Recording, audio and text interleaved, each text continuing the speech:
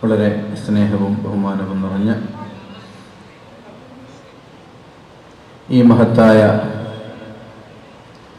വേദിയുടെ സർവാദരണീയനായ അധ്യക്ഷൻ, അഭിമന്യരായ ഉസ്താദുമാർ, സ്നേഹം നിറഞ്ഞ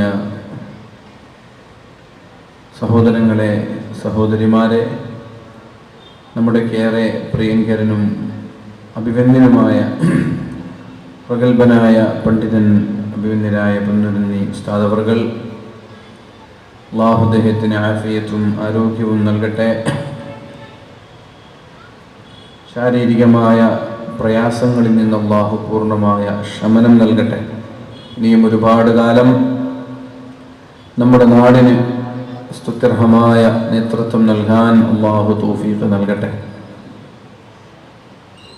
പൊന്നുരുന്നി എന്ന് പറയുന്ന ഈ നാട്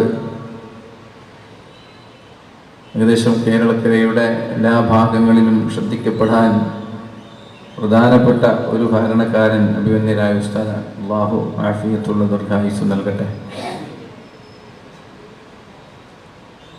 നമ്മളിവിടെ ചർച്ച ചെയ്യാൻ പോകുന്നത് കുടുംബ ബന്ധങ്ങൾ എന്നൊരു വിഷയമാണ്. 1-2 വർഷം മുമ്പ് ഇതേ സ്ഥലത്ത് നമ്മൾ പരിചയപ്പെട്ടിരുന്നു. ഈ സ്റ്റേജ് കണ്ടപ്പോഴാണ് സ്ഥലം എനിക്ക് വന്നതൊക്കെ ഓർമ്മയുണ്ട്. സൈനുദ്ദീനും അതുപോലെ നിഷാദൊക്കെ പറഞ്ഞു വിളിക്കുന്ന സമയത്ത് 2 വർഷം മുമ്പ് വന്നിരുന്നു. എനിക്ക് എവിടെയാണെന്ന് ഐഡൻറ്റിഫൈ ചെയ്യാൻ പറ്റിയിട്ടില്ല. ഇവിടെ വന്ന് കയറുമ്പോഴാണ് ഇതേ സദസ്സ്, വളരെ നല്ല മനോഹരമായ ഒരു പള്ളി, അതേ സ്ഥലത്ത് ബഹുമാനപ്പെട്ട ഉസ്താദ് അവർകളെ പോയി കണ്ടത്, ഇതൊക്കെ മൈൻഡിലേക്ക് ഓടി വന്നത്. പ്രതികൂലമായ സാഹചര്യമാണ്, നല്ല മഴ. എന്നാലും നമ്മുടെ സദസ്സിനെ അത് ബാധിക്കുന്നില്ല എന്നത് നമ്മെ സംബന്ധിച്ചിടത്തോളം വലിയൊരു സൗഭാഗ്യം കൂടിയാണ്. അല്ലാഹു ഇവിടെ ഒരുമിച്ച് കൂടിയതുപോലെ ജന്നാത്തുൽ ഫിർദൗസിൽ, സ്വർഗീയ ലോകത്ത് അല്ലാഹു ഒരുമിച്ച് കൂട്ടി അനുഗ്രഹിക്കട്ടെ. ഭക്ഷണം നൽകിയ വീട്ടുകാരൻ നിഷാദ്, അല്ലാഹു അവരുടെ വീട്ടിലും കുടുംബങ്ങളിലും ഭാര്യ സന്താനങ്ങളിലും അല്ലാഹു ബർക്കത്ത് ചെയ്യട്ടെ. സ്വർഗീയ ഭക്ഷണവും പാനീയവും സ്വർഗീയ സുഖങ്ങളും നൽകി അനുഗ്രഹിക്കട്ടെ. ഈ മഹത്തായ പരിപാടിയുടെ ഉത്തരവാദിത്തം ഏറ്റെടുത്ത് വളരെ ഭംഗിയായി നിർവഹിച്ചു കൊണ്ടിരിക്കുന്ന ഇതിൻ്റെ അഭിമന്യരായ കമ്മിറ്റി ഭാരവാഹികൾ, ഇതിൻ്റെ ആവശ്യങ്ങൾ ഓരോന്ന് മനസ്സിലാക്കി പോരായ്മകൾ പരിഹരിച്ച് മുന്നോട്ട് പോകുന്ന പ്രിയപ്പെട്ട കമ്മിറ്റി ഭാരവാഹികൾക്ക് അല്ലാഹു അർഹമായ പ്രതിഫലം നൽകട്ടെ.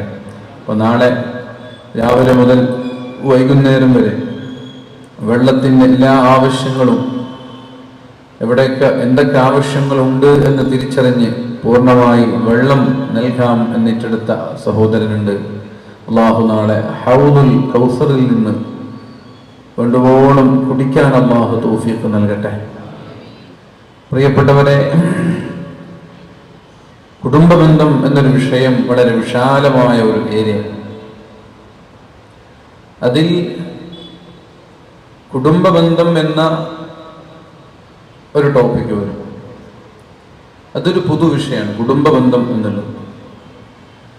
അതിനൊരു സ്പെഷ്യലൈസ് ചെയ്ത് സ്പെസിഫൈ ചെയ്ത് നമ്മൾ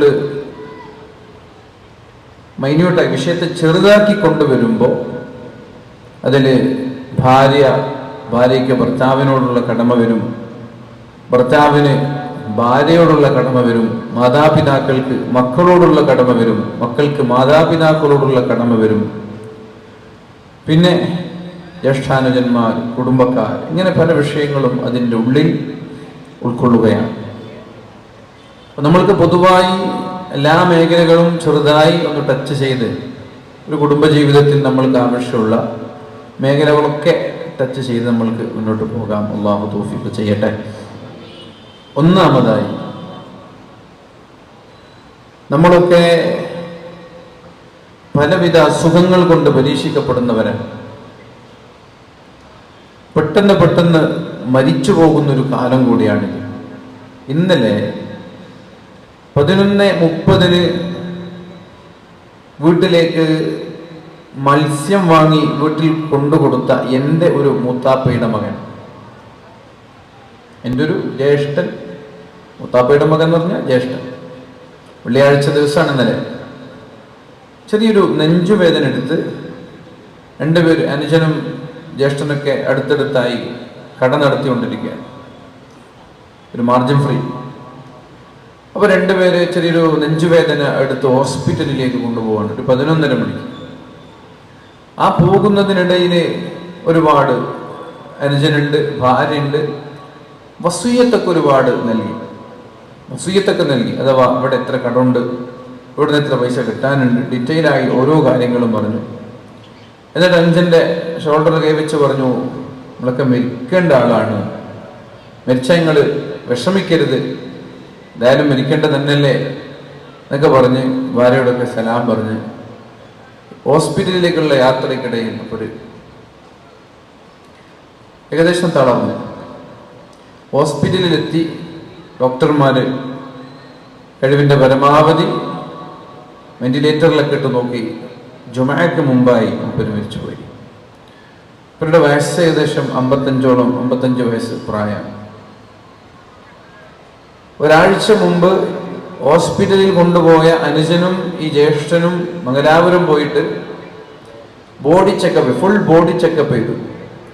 അപ്പോൾ ഡോക്ടർമാർ 100% ഹെൽത്ത് സർട്ടിഫിക്കറ്റ്, ഫിറ്റ്നസ് സർട്ടിഫിക്കറ്റ് കൊടുത്ത ആളാണ് ഈ മരിച്ച ആൾ. അനുജനോട് കുറച്ച് കൊളസ്ട്രോൾ ഉണ്ട്, കൺട്രോൾ ചെയ്യണമെന്ന് പറഞ്ഞിരുന്നു. മൂപ്പർക്ക് 100% ഫിറ്റ്നസ് സർട്ടിഫിക്കറ്റ് കൊടുത്തു ഡോക്ടർമാർ ഒരാഴ്ച മുമ്പ്. ആ മനുഷ്യനാണ് പെട്ടെന്ന് ഒരു അരമണിക്കൂറിന്റെ ഗ്യാപ്പിൽ ചെറിയൊരു നെഞ്ചുവേദന വന്ന് മരിച്ചു പോകുന്നു. ഹബീബായ റസൂലുള്ളാഹി സ്വല്ലല്ലാഹു അലൈഹി വസല്ലം പറഞ്ഞു, ലാ തഖൂമുസ്സാഅ, ലോകാവസാനം സംഭവിക്കൂല, ഹത്താ യൽഹറ മൗതുൽ ഫജ്അ, ആളുകൾ പെട്ടെന്ന് മരിച്ചു പോകാതെ ലോകാവസാനം സംഭവിക്കൂല. പെട്ടെന്ന് മരിക്കാന്ന് പറഞ്ഞാല് മരണത്തിന്റെ അടയാളങ്ങളൊന്നുമില്ല, പ്രായമായിട്ടില്ല, രോഗങ്ങളില്ല, പെടുന്നതിന് മരിക്കുക, ആകസ്മിക മരണം. ഇങ്ങനെ മൗത്തുൽ ഫജ്അ, പെട്ടെന്നുള്ള മരണം സമാഗതമാകുന്നത്, ആളുകൾ പെട്ടെന്ന് മരിച്ചു പോകുന്നത് ലോകാവസാനത്തിന്റെ അടയാളങ്ങളിലൊന്നാണെന്ന് പരിശുദ്ധ റസൂൽ സല്ലല്ലാഹു അലൈഹി വസല്ലം. ഈ പറയപ്പെട്ട മുത്താപ്പയുടെ മക്കളിൽ 4 പേരും ഇതേപോലെ പെട്ടെന്ന് മരിച്ചു പോയതാണ്. മുത്താപ്പാന്റെ മക്കൾ എന്ന് പറയുമ്പോൾ എൻ്റെ ഉപ്പാന്റെ ജ്യേഷ്ഠന്റെ അനുജനാണ്. എൻ്റെ ഉപ്പ ഇന്നും ജീവിച്ചിരിപ്പുണ്ട്. എൻ്റെ ഉപ്പാക്ക് മക്കളുടെ സ്ഥാനത്താണ് അവരെല്ലാവരും ഒരു 50-60 ഇടയിൽ 4 പേരും മരിച്ചുപോയി. അല്ലാഹു അവർക്കൊക്കെ മഗ്ഫിറത്തും മർഹമത്തും നൽകട്ടെ. എന്നിട്ട് ഹബീബായ റസൂലുള്ളാഹി സ്വല്ലല്ലാഹു അലൈഹി വസല്ലം പറഞ്ഞു, പെട്ടെന്നുള്ള മരണം ലോകാവസാനം വരുമ്പോൾ വ്യാപകമാകും, ഇരുത്തത്തിൽ മരിക്കും. അങ്ങനെ എത്ര മരണങ്ങൾ നിങ്ങളുടെ കുടുംബത്തിലും നിങ്ങളുടെ നാട്ടിലൊക്കെ നിങ്ങൾ കേട്ടിട്ടുണ്ടാവും അല്ലേ? പെട്ടെന്ന് മരിച്ച മരണം ഈ അടുത്തൊരു ഒരു വർഷത്തിനുള്ളിൽ കണ്ട അനുഭവിച്ച ആരെങ്കിലും ഉണ്ടെങ്കിലും എന്ന് പറഞ്ഞു, ആരെങ്കിലും ഉണ്ടെങ്കിൽ പൊക്കെയാ കുറേ ആൾ. അപ്പൊ ഇങ്ങനെ പെടുന്നതിനുള്ള മരണം വ്യാപകമാവാണ്. പ്രത്യേകിച്ച് ഗൾഫിലൊക്കെ രാത്രി ഉറങ്ങിക്കിടന്ന ആള് രാവിലെ എണീക്കുന്നില്ല. ഇതേപോലെ എൻ്റെ ഒരു അമ്മാവന്റെ മകൻ, ഒരു 60 വയസ്സിന്റെ താഴെ, 55-60 വയസ്സിന്റെ ഇടയിലുള്ള ആളാണ് അമ്മാവന്റെ മകൻ. ഇതേപോലെ ഒരു 2 ദിവസം മുമ്പ് മംഗലാപുരത്ത് പോയി ഫുൾ ബോഡി ചെക്കപ്പ് ഒക്കെ എടുത്ത് വന്ന ഒരാൾ, ഒരു പ്രശ്നമില്ല, ഫിറ്റ്നസ് സർട്ടിഫിക്കറ്റ് കിട്ടിയ ഒരു മനുഷ്യൻ രാത്രി ഉറങ്ങിക്കിടക്കുന്ന സമയത്ത്, ഒരു വെള്ളിയാഴ്ച രാത്രി ഉറങ്ങിക്കിടക്കുന്ന സമയത്ത് ഇതേപോലെ ഒരു ചെറിയൊരു അസ്വസ്ഥത വന്നു, അവിടെ വെച്ച് മരിച്ചു പോകുന്നുണ്ട്. കഴിഞ്ഞ ഒരു 5-6-8 മാസമായി. എൻ്റെ കുടുംബത്തിൽ നടന്ന സംഭവങ്ങളാണ് ഞാൻ പറയുന്നത്. അപ്പൊ ആളുകൾ പെട്ടെന്ന് മരിച്ചു പോവാം, മരണലക്ഷണങ്ങളില്ലാതെ, രോഗങ്ങളില്ലാതെ, വാർദ്ധക്യമെത്താതെ ആളുകൾ മരിച്ചു പോവാം. എന്നിട്ട് അല്ലാഹുവിന്റെ ഹബീബായ നബി തങ്ങൾ പറഞ്ഞു, മൗത്തുൽ ഫജ്അ, പെട്ടെന്നുള്ള മരണം, റാഹത്തുൽ ലിൽ മുഅ്മിൻ, സത്യവിശ്വാസികളായ ആളുകൾക്ക് ആശ്വാസമാണ്. റാഹ, റഹ്മത്താണത്, റഹ്മത്തല്ല റാഹത്താണ്, ആശ്വാസമാണ്. മുഅ്മിനീങ്ങളായ മുത്തഖീങ്ങളായ ആളുകൾക്ക് അത് ആശ്വാസമാണ്. എന്നാൽ വഅസഫുൻ ലിൽ ഫാജിർ, തമ്മാടികളായ ആളുകൾക്ക് ഖേദമാണ്, അപകടമാണ് പെട്ടെന്നുള്ള മരണമെന്ന് പറയുന്നത്. നല്ലവരായ ആളുകളെ സംബന്ധിച്ചിടത്തോളം പെട്ടെന്നുള്ള മരണം റാഹത്താണ് എന്നും തമ്മാടികളെ സംബന്ധിച്ചിടത്തോളം പെട്ടെന്നുള്ള മരണം അപകടകരമാണ് എന്നും പറയാനുള്ള കാരണം എന്താണ് എന്ന് നമ്മൾ ആലോചിക്കണം. എന്തായിരിക്കും കാരണം? ഒരു മുഅ്മിനിന്റെ അടയാളം എന്താണ്? മൽ മുഅ്മിൻ ഇദാ സറത്തുഹു ഹസനതുഹു വസാഅതുഹു സയ്യിഅതുഹു. ഒരു തെറ്റ് ചെയ്യുമ്പോൾ ദുഃഖമുണ്ടാവുകയും നന്മ ചെയ്യുമ്പോൾ സന്തോഷമുണ്ടാവുകയും ചെയ്യുന്നവരാണ് മുഅ്മിനെന്ന് ഹബീബായ റസൂലുള്ളാഹി സ്വല്ലല്ലാഹു അലൈഹി വസല്ലം. സാഅതുഹു സയ്യിഅതുഹു, ഒരു തെറ്റ് വരുമ്പോൾ അവർക്ക് വിഷമമുണ്ടാകും. എന്നിട്ടോ അത്ബിഇ സയ്യിഅതൽ ഹസനത തംഹുഹാ, ഒരു തെറ്റ് വന്നാൽ ഉടനെ അവർ തൗബ ചെയ്ത് മടങ്ങുന്നവരാണ്. തെറ്റ് വന്നാൽ ഉടനെ അവർ തൗബ ചെയ്ത് മടങ്ങും. അതാണ് സത്യവിശ്വാസികൾ. പൈശാചികമായ ദുർബോധനങ്ങൾ അവർക്കുണ്ടായാൽ ഫഇദാഹും മുബ്സിറൂൻ, അവർക്കൊരു ഉൾക്കാഴ്ച ഉണ്ടാവും. ഇന്നല്ലദീന തഖൗ ഇദാ മസ്സതുഹും ത്വാഇഫും മിനശ് ശൈത്വാനി തദക്കറൂ. പൈശാചികമായ എന്തെങ്കിലും ചിന്തകൾ, തിന്മയോടുള്ള ഒരു ടെൻഡൻസി, ഒരു താല്പര്യം അവർക്കുണ്ടായാൽ തദക്കറൂ, പെട്ടെന്ന് അവർക്ക് പടച്ചോൻ ഓർമ്മ വരും. ഇതാണ് മുത്തഖികൾ. അങ്ങനെ പടച്ചോൻ ഓർമ്മ വരും. എന്താണ് ഉപകാരം? അവരുടനെ തൗബ ചെയ്യും. അപ്പൊ തെറ്റു വന്നാൽ ഉടനെ തൗബ ചെയ്യും. ഇതാണ് മുഅ്മിനീങ്ങളുടെ അടയാളം. മുഅ്മിനീങ്ങൾ തെറ്റ് ചെയ്യൂല എന്ന ഹദീസുകളില്ല. മുഅ്മിനീങ്ങളുടെ ഭാഗത്ത് തെറ്റു വരൂല എന്ന് എവിടെയില്ല. കുല്ലു ബനി ആദമ ഖത്വാഉൻ വഖൈറുൽ ഖത്വാഈന തവ്വാബൂൻ. ആദം സന്തതികളെല്ലാവരും തെറ്റുകാരാണ്. തെറ്റു ചെയ്യുന്നവരിൽ അല്ലാഹുവിന് ഇഷ്ടം പെട്ടെന്ന് തൗബ ചെയ്ത് മടങ്ങുന്നവരെയാണ്. തെറ്റു വന്നാലുടനെ അല്ലാഹുവിലേക്ക് മടങ്ങുന്നവരെ അല്ലാഹുവിന് വലിയ ഇഷ്ടമാണ്. മുഅ്മിനീങ്ങളെന്ന് പറയുന്നവർ തെറ്റു വന്നാലുടനെ തൗബ ചെയ്യുന്നവരാണ്. അപ്പൊ എന്താണ് റാഹത്തുൽ ലിൽ മുഅ്മിൻ എന്ന് പറയാൻ കാരണം എന്താ? മുഅ്മിനീങ്ങൾ തെറ്റ് ചെയ്തിട്ടുണ്ടെങ്കിൽ അതിന്റെ തൊട്ടുടനെ തൗബ ചെയ്തതിനെ മായ്ച്ചിട്ടുണ്ടാകും. അത്ബിഇ സയ്യിഅതൽ ഹസന തംഹുഹാ. ഒരു തെറ്റു ചെയ്താൽ അതിന്റെ തൊട്ടുടനെ ഒരു നന്മ ചെയ്യണം. അങ്ങനെ നന്മ ചെയ്താലുള്ള ബെനിഫിറ്റ് എന്താണ്?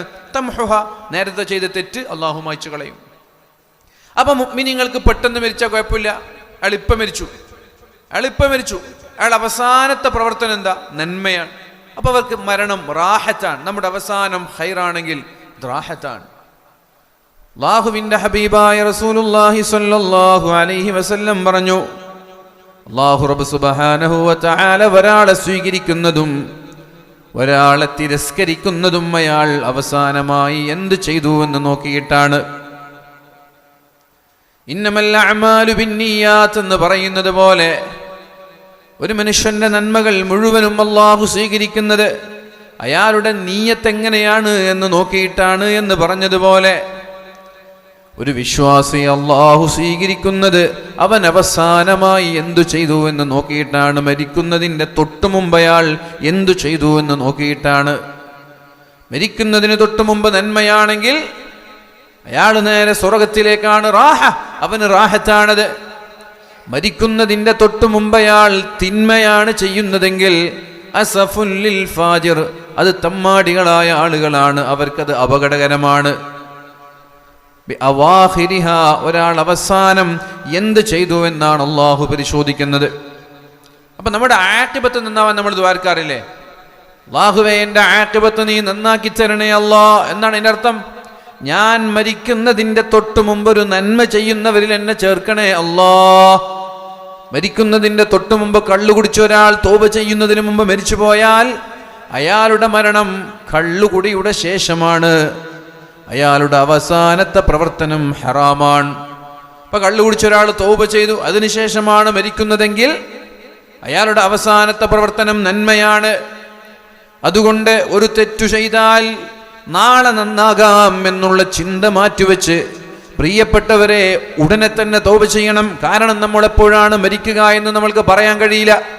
കുല്ലു നഫ്സിൻ ദാഇഖത്തുൽ മൗത്ത് വമാ തദ്രി നഫ്സുൻ ബിഅയ്യി അർളിൻ തമൂത് മാദാ തക്സിബു ഗദാ, നാളെ നീ എന്ത് ചെയ്യുമെന്നറിയില്ല, എവിടെ വെച്ച് മരിക്കുമെന്നറിയില്ല, ഏത് സമയത്തും. വനഹ്നു അഖ്റബു ഇലൈഹി മിൻ ഹബ്ലിൽ വരീദ്, അവന്റെ ഖണ്ഡനാളം, ഈ ഖണ്ഡനാളത്തെക്കാൾ ഞാൻ അവനോടടുത്തിരിക്കുന്നു എന്ന് പരിശുദ്ധ ഖുർആൻ നമ്മളോട് പഠിപ്പിക്കുന്നുണ്ടല്ലോ. അതുകൊണ്ട് പ്രിയപ്പെട്ടവരെ, ആമുഖമായി പറയാനുള്ളത്, ഏത് സമയവും മരണം നമ്മെ പിടികൂടാൻ സാധ്യതയുണ്ട്. ആ മരണത്തിൽ നിന്ന് ഒരൽപ്പമെങ്കിലും അകൽച്ച ലഭിക്കാൻ, ദീർഘായുസ്സു ലഭിക്കാൻ, പെട്ടെന്നുള്ള മരണം നമ്മൾ അനുഭവിക്കാതിരിക്കാൻ അള്ളാഹുവിൻ്റെ ഹബീബായ നബി തങ്ങൾ പറഞ്ഞു തന്ന പരിഹാരം സിലത്തുർ റഹിമി, നിങ്ങൾ കുടുംബബന്ധം ചേർക്കുന്നവരാകണം. അതാണ് വിഷയം. പെട്ടെന്നുള്ള മരണം നമ്മെ പിടികൂടാതിരിക്കാനുള്ള പരിഹാരം കുടുംബബന്ധം ചേർക്കുന്നവരാകണം. മൻ സറത്തുഹു, ഒരാൾ ആഗ്രഹിക്കുന്നു, എന്താണ് ആഗ്രഹിക്കുന്നത്? മൻ സറഹു അയ്യുമദ്ദലഹു ഫീ ഉംരിഹി, ആയുസ് നീട്ടിക്കിട്ടണം എന്നൊരാൾ ആഗ്രഹിച്ചാൽ, ദീർഘായുസ് വേണം എന്നൊരാൾ ആഗ്രഹിച്ചാൽ, രോഗമില്ലാതെ ആഫിയത്തോടെ ആരോഗ്യത്തോടെ ജീവിക്കണം എന്നൊരാൾ ആഗ്രഹിക്കുന്നുവെങ്കിൽ അയാൾ ചെയ്യേണ്ടത് ഫല്യസുൽ റഹിമ, കുടുംബബന്ധം ചേർക്കട്ടെ എന്ന് പരിശുദ്ധ റസൂലുള്ളാഹി സ്വല്ലല്ലാഹു അലൈഹി വസല്ലം. ഇക്കിഗായ് എന്ന് പറയുന്നൊരു പുസ്തകമുണ്ട്. ഇക്കിഗായ് വായിച്ചിട്ടുണ്ടോ? ആരെങ്കിലും വായിച്ചിട്ടുണ്ടോ? ജപ്പാനിലെ ഒഖിനോവ എന്ന് പറയുന്ന പ്രദേശം, അതുപോലെ ലോകത്തെ 4 പ്രദേശങ്ങളിൽ 120 വയസ്സുവരെ ആളുകൾ ജീവിക്കുന്ന, ഏറ്റവും കൂടുതൽ ഡ്യൂറേഷൻ ആയുസ് നീട്ടി ലഭിക്കുന്ന ഒരു 4 നാടിനെ കുറിച്ച് പരിചയപ്പെടുത്തുന്ന ഒരു റിസർച്ച് ബുക്കാണ് ഇക്കിഗായ് എന്ന് പറയുന്നത്. ജപ്പാനിലെ ഒക്കിനോവ ആണ് അതിലേറ്റവും പ്രശസ്തമായ നാട്. ആ നാട്ടുകാരുടെ ലൈഫ് എക്സ്പെക്ടൻസി എന്ന് പറയുന്നത് ഏകദേശം മിനിമം ആവറേജ് എല്ലാ ആളുകളും 120-100 കടക്കുന്ന, എല്ലാവരും സെഞ്ചുറി എടുക്കും. 120 ഒരു ആവറേജ് വയസ്സാണ്. പക്ഷെ മരിക്കുന്നതിൻ്റെ തൊട്ട് മുമ്പ് വരെ അവർ ജോലി ചെയ്യുന്നുണ്ടാവും. അങ്ങനെ ഒരു പുസ്തകമുണ്ട്, കഴിഞ്ഞ ആൾ വായിച്ചു നോക്കാം. ആ പുസ്തകത്തിൽ അവരുമായി നടത്തുന്ന അഭിമുഖത്തിൽ അവർ പറയുന്നത്, ഞങ്ങൾക്കിങ്ങനെ ഒരുപാട് കാലം ആയുസ് ലഭിക്കാനുള്ള കാരണം ഞങ്ങൾ കുടുംബബന്ധം ചേർക്കുന്നു എന്നുള്ളതാണ്. ഇതിപ്പോൾ അടുത്തിറങ്ങിയ ഒരു റിസർച്ച് പുസ്തകമാണ് ഇക്കിഗായ് എന്ന് പറയുന്നത്. നബി തങ്ങൾ 1400 വർഷം മുമ്പ് പറഞ്ഞത്, കുടുംബബന്ധം ചേർക്കുന്ന ആളുകൾക്ക് ആയുസ് നീട്ടിക്കിട്ടും. നബി തങ്ങൾ പറഞ്ഞ ഒരുപാട് വിഷയങ്ങൾ അവിടെ കാണാൻ കഴിയും. അവർ വിശ്രമിക്കൂല, അവർക്ക് റെസ്റ്റ് കുറവാണ്, ദിവസവും അവരെന്തെങ്കിലും എക്സസൈസ് ചെയ്യും, അവർ ഭക്ഷണം കഴിക്കുന്നത് ഡിഫറെൻ്റ് ആണ്. അവരുടെ ഭക്ഷണം നമ്മളെ പോലെ എപ്പോഴും ബീഫ്, എപ്പോഴും മട്ടൻ, എപ്പോഴും ചിക്കൻ എന്നല്ല. ഫ്രൂട്ട്സ് അങ്ങനെ, വത്തക്കയാണെങ്കിൽ എന്നൊരു വത്തക്ക, എല്ലാ കളേഴ്സിലുള്ള എല്ലാ ടേസ്റ്റിലുള്ള ഭക്ഷണവും അവർ രുചിക്കും. അവരുടെ ഭക്ഷണത്തിൽ ഒരുപാട് വ്യത്യസ്തമായ പച്ചക്കറികൾ അവർ ഉൾപ്പെടുത്തും. റൈസ് വളരെ കുറവായിരിക്കും. ആ റൈസിൻ്റെ കൂടെയുള്ള കറികൾ ഡിഫറെൻ്റ് പച്ചക്കറികൾ, ഓരോ പച്ചക്കറികൾ. എൻ്റെയൊക്കെ പോളിസി എന്ന് പറഞ്ഞാൽ, ഞാനൊക്കെ മനസ്സിലാക്കിയ ഒരു പോളിസി എന്ന് പറയുന്നത്, ഈ ഡയറ്റിംഗ് എന്നൊക്കെ നമ്മൾ പലപ്പോഴും പറയാറുണ്ട്, ഭക്ഷണം നിയന്ത്രിക്കാൻ എന്ന് പറഞ്ഞിട്ട് ആളുകൾ പലതും കഴിക്കില്ല. ചില ചപ്പാത്തി മാത്രം കഴിച്ച്, കുറച്ച് മാത്രം കഴിച്ച് ജീവിക്കുന്ന ഒരുപാട് ആളുകളുണ്ട്. മട്ടൻ കഴിക്കില്ല, ചിക്കൻ കഴിക്കില്ല, ബീഫ് കഴിക്കില്ല, മുട്ട കഴിക്കില്ല. അങ്ങനെയല്ല, നമ്മൾ എന്തും കഴിക്കാം. അള്ളാഹു ഹലാലാക്കി തന്ന എന്തും നമ്മൾക്ക് കഴിക്കാം, എന്തും കഴിക്കാം. അള്ളാഹു ഹലാലാക്കി തന്ന എന്തും കഴിക്കാം. പക്ഷേ അവിടെ ഒരു ഡിമാൻഡ് എന്താണെന്ന് ചോദിച്ചാൽ, അമിതമാകാൻ പാടില്ല എന്നുള്ളതാണ്. അമിതമാകാൻ പാടില്ല. മഹാന്മാരായ അബ്ബാസി കാലഘട്ടത്തിൽ ഒരു ഭരണാധികാരി, ആ കാലഘട്ടത്തിൽ ഒരു ജൂതനായൊരു പണ്ഡിതനുണ്ടായിരുന്നു. ജൂതനല്ല, നിസ്രാനി, ക്രൈസ്തവനായൊരു പണ്ഡിതനുണ്ടായിരുന്നു. ആ പണ്ഡിതൻ പറഞ്ഞു, നിങ്ങളുടെ പരിശുദ്ധ ഖുർആനിൽ ഭക്ഷണത്തെക്കുറിച്ചോ ആരോഗ്യത്തെക്കുറിച്ചോ ഒന്നും പറയുന്നില്ലല്ലോ എന്ന് പറയുന്നുണ്ട്. അപ്പം അദ്ദേഹം പറഞ്ഞു, ഞങ്ങളുടെ ഖുർആനിൽ ആരോഗ്യത്തെക്കുറിച്ചും ഭക്ഷണത്തെക്കുറിച്ചൊക്കെ പറഞ്ഞിട്ടുണ്ട്, പക്ഷെ ഒരു അര ആയത്തെ അതിൽ ഉപയോഗപ്പെടുത്തിയിട്ടുള്ളൂ. ഒരു അര ആയത്ത്. ഏതാണ് ആ അര ആയത്ത്? കുലു വഷ്റബു വലാ തുസ്രിഫു. അതാണ് ഖുർആനിൽ വൈദ്യശാസ്ത്രത്തെ പരിചയപ്പെടുത്തുന്ന ഒരു ആയത്ത്. അഥവാ ഭക്ഷണം നിയന്ത്രിക്കുന്നതും ഡയറ്റിങ്ങും എല്ലാം ഉൾപ്പെടുത്തിയിട്ട് ഖുർആൻ പറഞ്ഞത് കുലു വഷ്റബു വലാ തുസ്രിഫു. ഈ ഒരൊറ്റ ആയത്ത് 6000 ചില്ലാനം ആയത്തുകളിൽ നമ്മൾ 1000 കോഴിക്ക് അരക്കാടെന്ന് പറയില്ലേ, അതേപോലെ അര ആയത്ത് ഉപയോഗിച്ചു. ഇതിലെന്താ പറയുന്നത്? കുലു വഷ്റബു വലാ തുസ്രിഫു, നിങ്ങൾ തിന്നണം, നിങ്ങൾ കുടിക്കണം, വലാ തുസ്രിഫു, അമിതമാകാൻ പാടില്ല. തിന്നണം, കുടിക്കണം, അമിതമാകാൻ പാടില്ല. വട്ടം കഴിച്ചൂടെ? മനുഷ്യൻ മിശ്രജീവിയാണ്. നമ്മൾ മാംസഭുക്കല്ല, സസ്യഭുക്കല്ല, മിശ്രജീവിയാണ് നമ്മൾ. അപ്പൊ വെജ് മാത്രം, ഒരു വീഗനാവുക, വെജ് മാത്രം കഴിച്ച് ജീവിക്കുന്നത് ഹെൽത്തിന് നല്ലതല്ല. വീഗനാവുക എന്ന് പറഞ്ഞ് വീഗൻ ഡയറ്റിംഗ് ഉണ്ട്, വീഗനാവുക, വെജ് മാത്രം കഴിച്ച് ജീവിക്കുക, അത് ഹെൽത്തിന് നല്ലതൊന്നുമല്ല. നമ്മെ സംബന്ധിച്ചിടത്തോളം മിശ്രഭുക്കായതുകൊണ്ട് മാംസം കഴിക്കണം, വെജ് കഴിക്കണം, എല്ലാത്തരം ഫ്രൂട്ട്സ്, അഥവാ ഓരോ കാലത്തിനനുസരിച്ച്, സീസൺ അനുസരിച്ചുള്ള ഫ്രൂട്ട്സുകൾ നമ്മൾ കഴിക്കണം. എന്ത് കഴിക്കുമ്പോഴും അമിതമാവരുത് എന്നതാണ് നമ്മൾ ശ്രദ്ധിക്കേണ്ട ഒരു കാര്യം. അമിതമാവ് എന്താ? അമിതമാവ് ഒരു പൊറോട്ട, ഒരു 2 പൊറോട്ടയ്ക്ക് മുകളിൽ തിന്നുന്നതൊക്കെ അമിതമാണ്. 2 പൊറോട്ടയ്ക്ക് മുകളിൽ ഇപ്പോൾ 4 തിന്ന ആളുണ്ടാവും, 8 തിന്നുന്ന ആളുണ്ടാവും, 5 തിന്നുന്ന ആളുണ്ടാവും. ആക്ച്വലി പൊറോട്ടയ്ക്ക് 1 കഴിച്ചാൽ മതി, ഒരു പൊറോട്ട കഴിച്ചാൽ മതി. 1 മുകളിൽ തിന്നുന്നത് തന്നെ അമിത. എപ്പോഴും ആ പൊറോട്ടയുടെ കൂടെ ബീഫും ചിക്കനൊക്കെ നമ്മൾ കഴിക്കുകയാണെങ്കിൽ 1 പൊറോട്ട തിന്നുന്നത് പോലും അമിതമാണ്. അപ്പൊ 2 തിന്നാലോ? ഞാൻ ചോദിക്കട്ടെ, നമ്മുടെ വയറിന്റെ സൈസ് എന്താണ്? നമ്മുടെ വയറിന്റെ സൈസ് എന്താണ്? നമ്മുടെ ആമാശയത്തിന്റെ വലിപ്പം എന്താണ്? 1.2 ലിറ്ററാണ് ഓരോ മനുഷ്യന്റെ, ഒരു ആവറേജ് മനുഷ്യന്റെ ആമാശയത്തിന്റെ വലിപ്പം എന്ന് പറയുന്നത് 1.2 ലിറ്ററാണ്. 1.2 ലിറ്റർ എന്ന് പറഞ്ഞാൽ ഒരു ലിറ്ററിന്റെ വാട്ടർ ബോട്ടിൽ ഓർമ്മ ഉണ്ടല്ലോ, അക്വാഫിനയുടെ ഒരു വാട്ടർ ബോട്ടിൽ ഓർമ്മിക്കുക, ഇല്ലത് ഉണ്ടോ? ഞാൻ കാണിച്ചു തരുന്നു. 1 ലിറ്റർ എന്ന് പറഞ്ഞാൽ നമ്മൾ സാധാ വാട്ടർ ബോട്ടിൽ, അത്രയാണ് ഒരു മനുഷ്യന്റെ ആമാശയത്തിന്റെ വലിപ്പം. ആവറേജ് മനുഷ്യന്റെ ആമാശയത്തിന്റെ വലിപ്പം 1.2 ലിറ്ററാണ്. പരിശുദ്ധ റസൂലുള്ളാഹി സ്വല്ലല്ലാഹു അലൈഹി വസല്ലമ തങ്ങൾ എങ്ങനെ തിന്നണം എന്നാ പറഞ്ഞത്? എങ്ങനെ കഴിക്കണം എന്നാ പറഞ്ഞത്? നബി തങ്ങൾ പറഞ്ഞു, നിങ്ങൾ തിന്നുമ്പോൾ നിങ്ങളുടെ വയറിന്റെ 1/3 ഭാഗം തിന്നണം, 1/3 ഭാഗം കുടിക്കാൻ വേണ്ടി മാറ്റിവെക്കണം, 1/3 ഭാഗം ഒന്നും തിന്നാതെ ഒന്നും കുടിക്കാതെ നിങ്ങൾ അവിടെ മാറ്റിവെക്കണം വായുവിന് വേണ്ടി. അപ്പോൾ 1.2 ലിറ്ററിന് നമ്മൾക്ക് 3 ഭാഗമാക്കിയാൽ 400 മില്ലി ലിറ്റർ തിന്നണം, 400 മില്ലി ലിറ്റർ കുടിക്കണം, 400 മില്ലി ലിറ്റർ അവിടെ വായുവിന് വേണ്ടി, ശ്വസിക്കാൻ വേണ്ടി അവിടെ ഒരു നമ്മളവിടെ ബാക്കി വെക്കണം. ഇതാണ് ഹദീസിൽ പറഞ്ഞ ആരോഗ്യത്തിൻ്റെ രഹസ്യം എന്ന് പറയുന്നത്. ഈ രീതിയിൽ ഭക്ഷണം കഴിക്കുന്ന ആളുകൾക്ക് ഭക്ഷണവുമായി ബന്ധപ്പെട്ട ഒരു അസുഖം ഉണ്ടാവില്ല. നമ്മൾ ബഹുഭൂരിഭാഗം ആളുകളും രോഗികളാകുന്നത് നമ്മുടെ ഭക്ഷണത്തിലുള്ള ഡിസോർഡറാണ്. ഒന്നുകിൽ ക്വാണ്ടിറ്റി കൂടുന്നു, അല്ലെങ്കിൽ കഴിച്ച സാധനം എന്നും ബീഫ് കഴിച്ചാൽ പ്രശ്നം ഉണ്ടാവും. അതാണ് കുലു വഷ്റബു വലാ തുസ്രിഫു. എന്നും ബീഫ് കഴിക്കാൻ നമ്മൾ ആരല്ല? മാംസഭുക്കല്ല, നമ്മൾ വൈൽഡ് അനിമൽസ് അല്ല, കാട്ടിലെ മൃഗങ്ങളല്ല. നമ്മൾ എന്നും ബീഫ് കഴിക്കുക, എന്നും ഇറച്ചി കഴിക്കുക, അങ്ങനെ കഴിക്കാൻ പാടില്ല. നമ്മുടെ എല്ലാം മിശ്രിതമാവണം.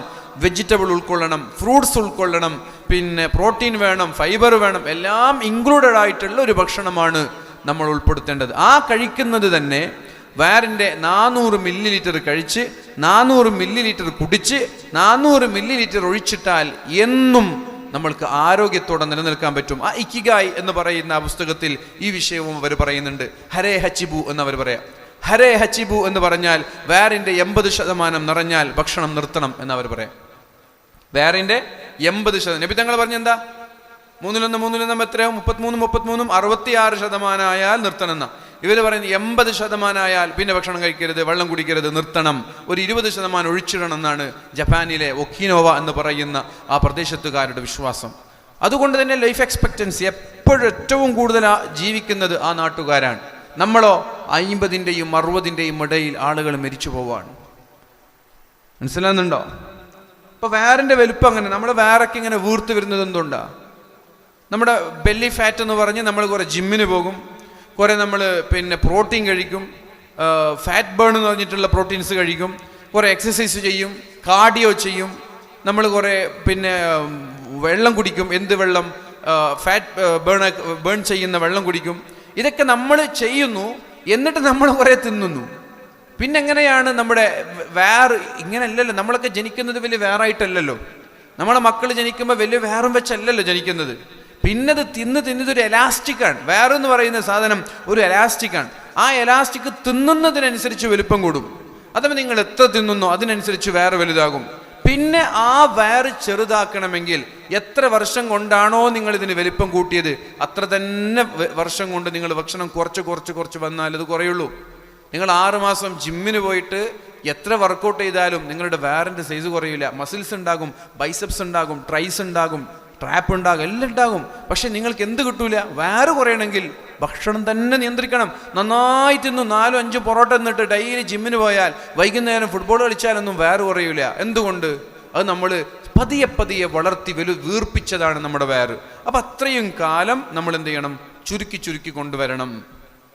അങ്ങനെ ചുരുക്കി കൊണ്ടുവന്ന വേറൊരു ബെനിഫിറ്റ് ഉണ്ട്. എന്തറിയോ?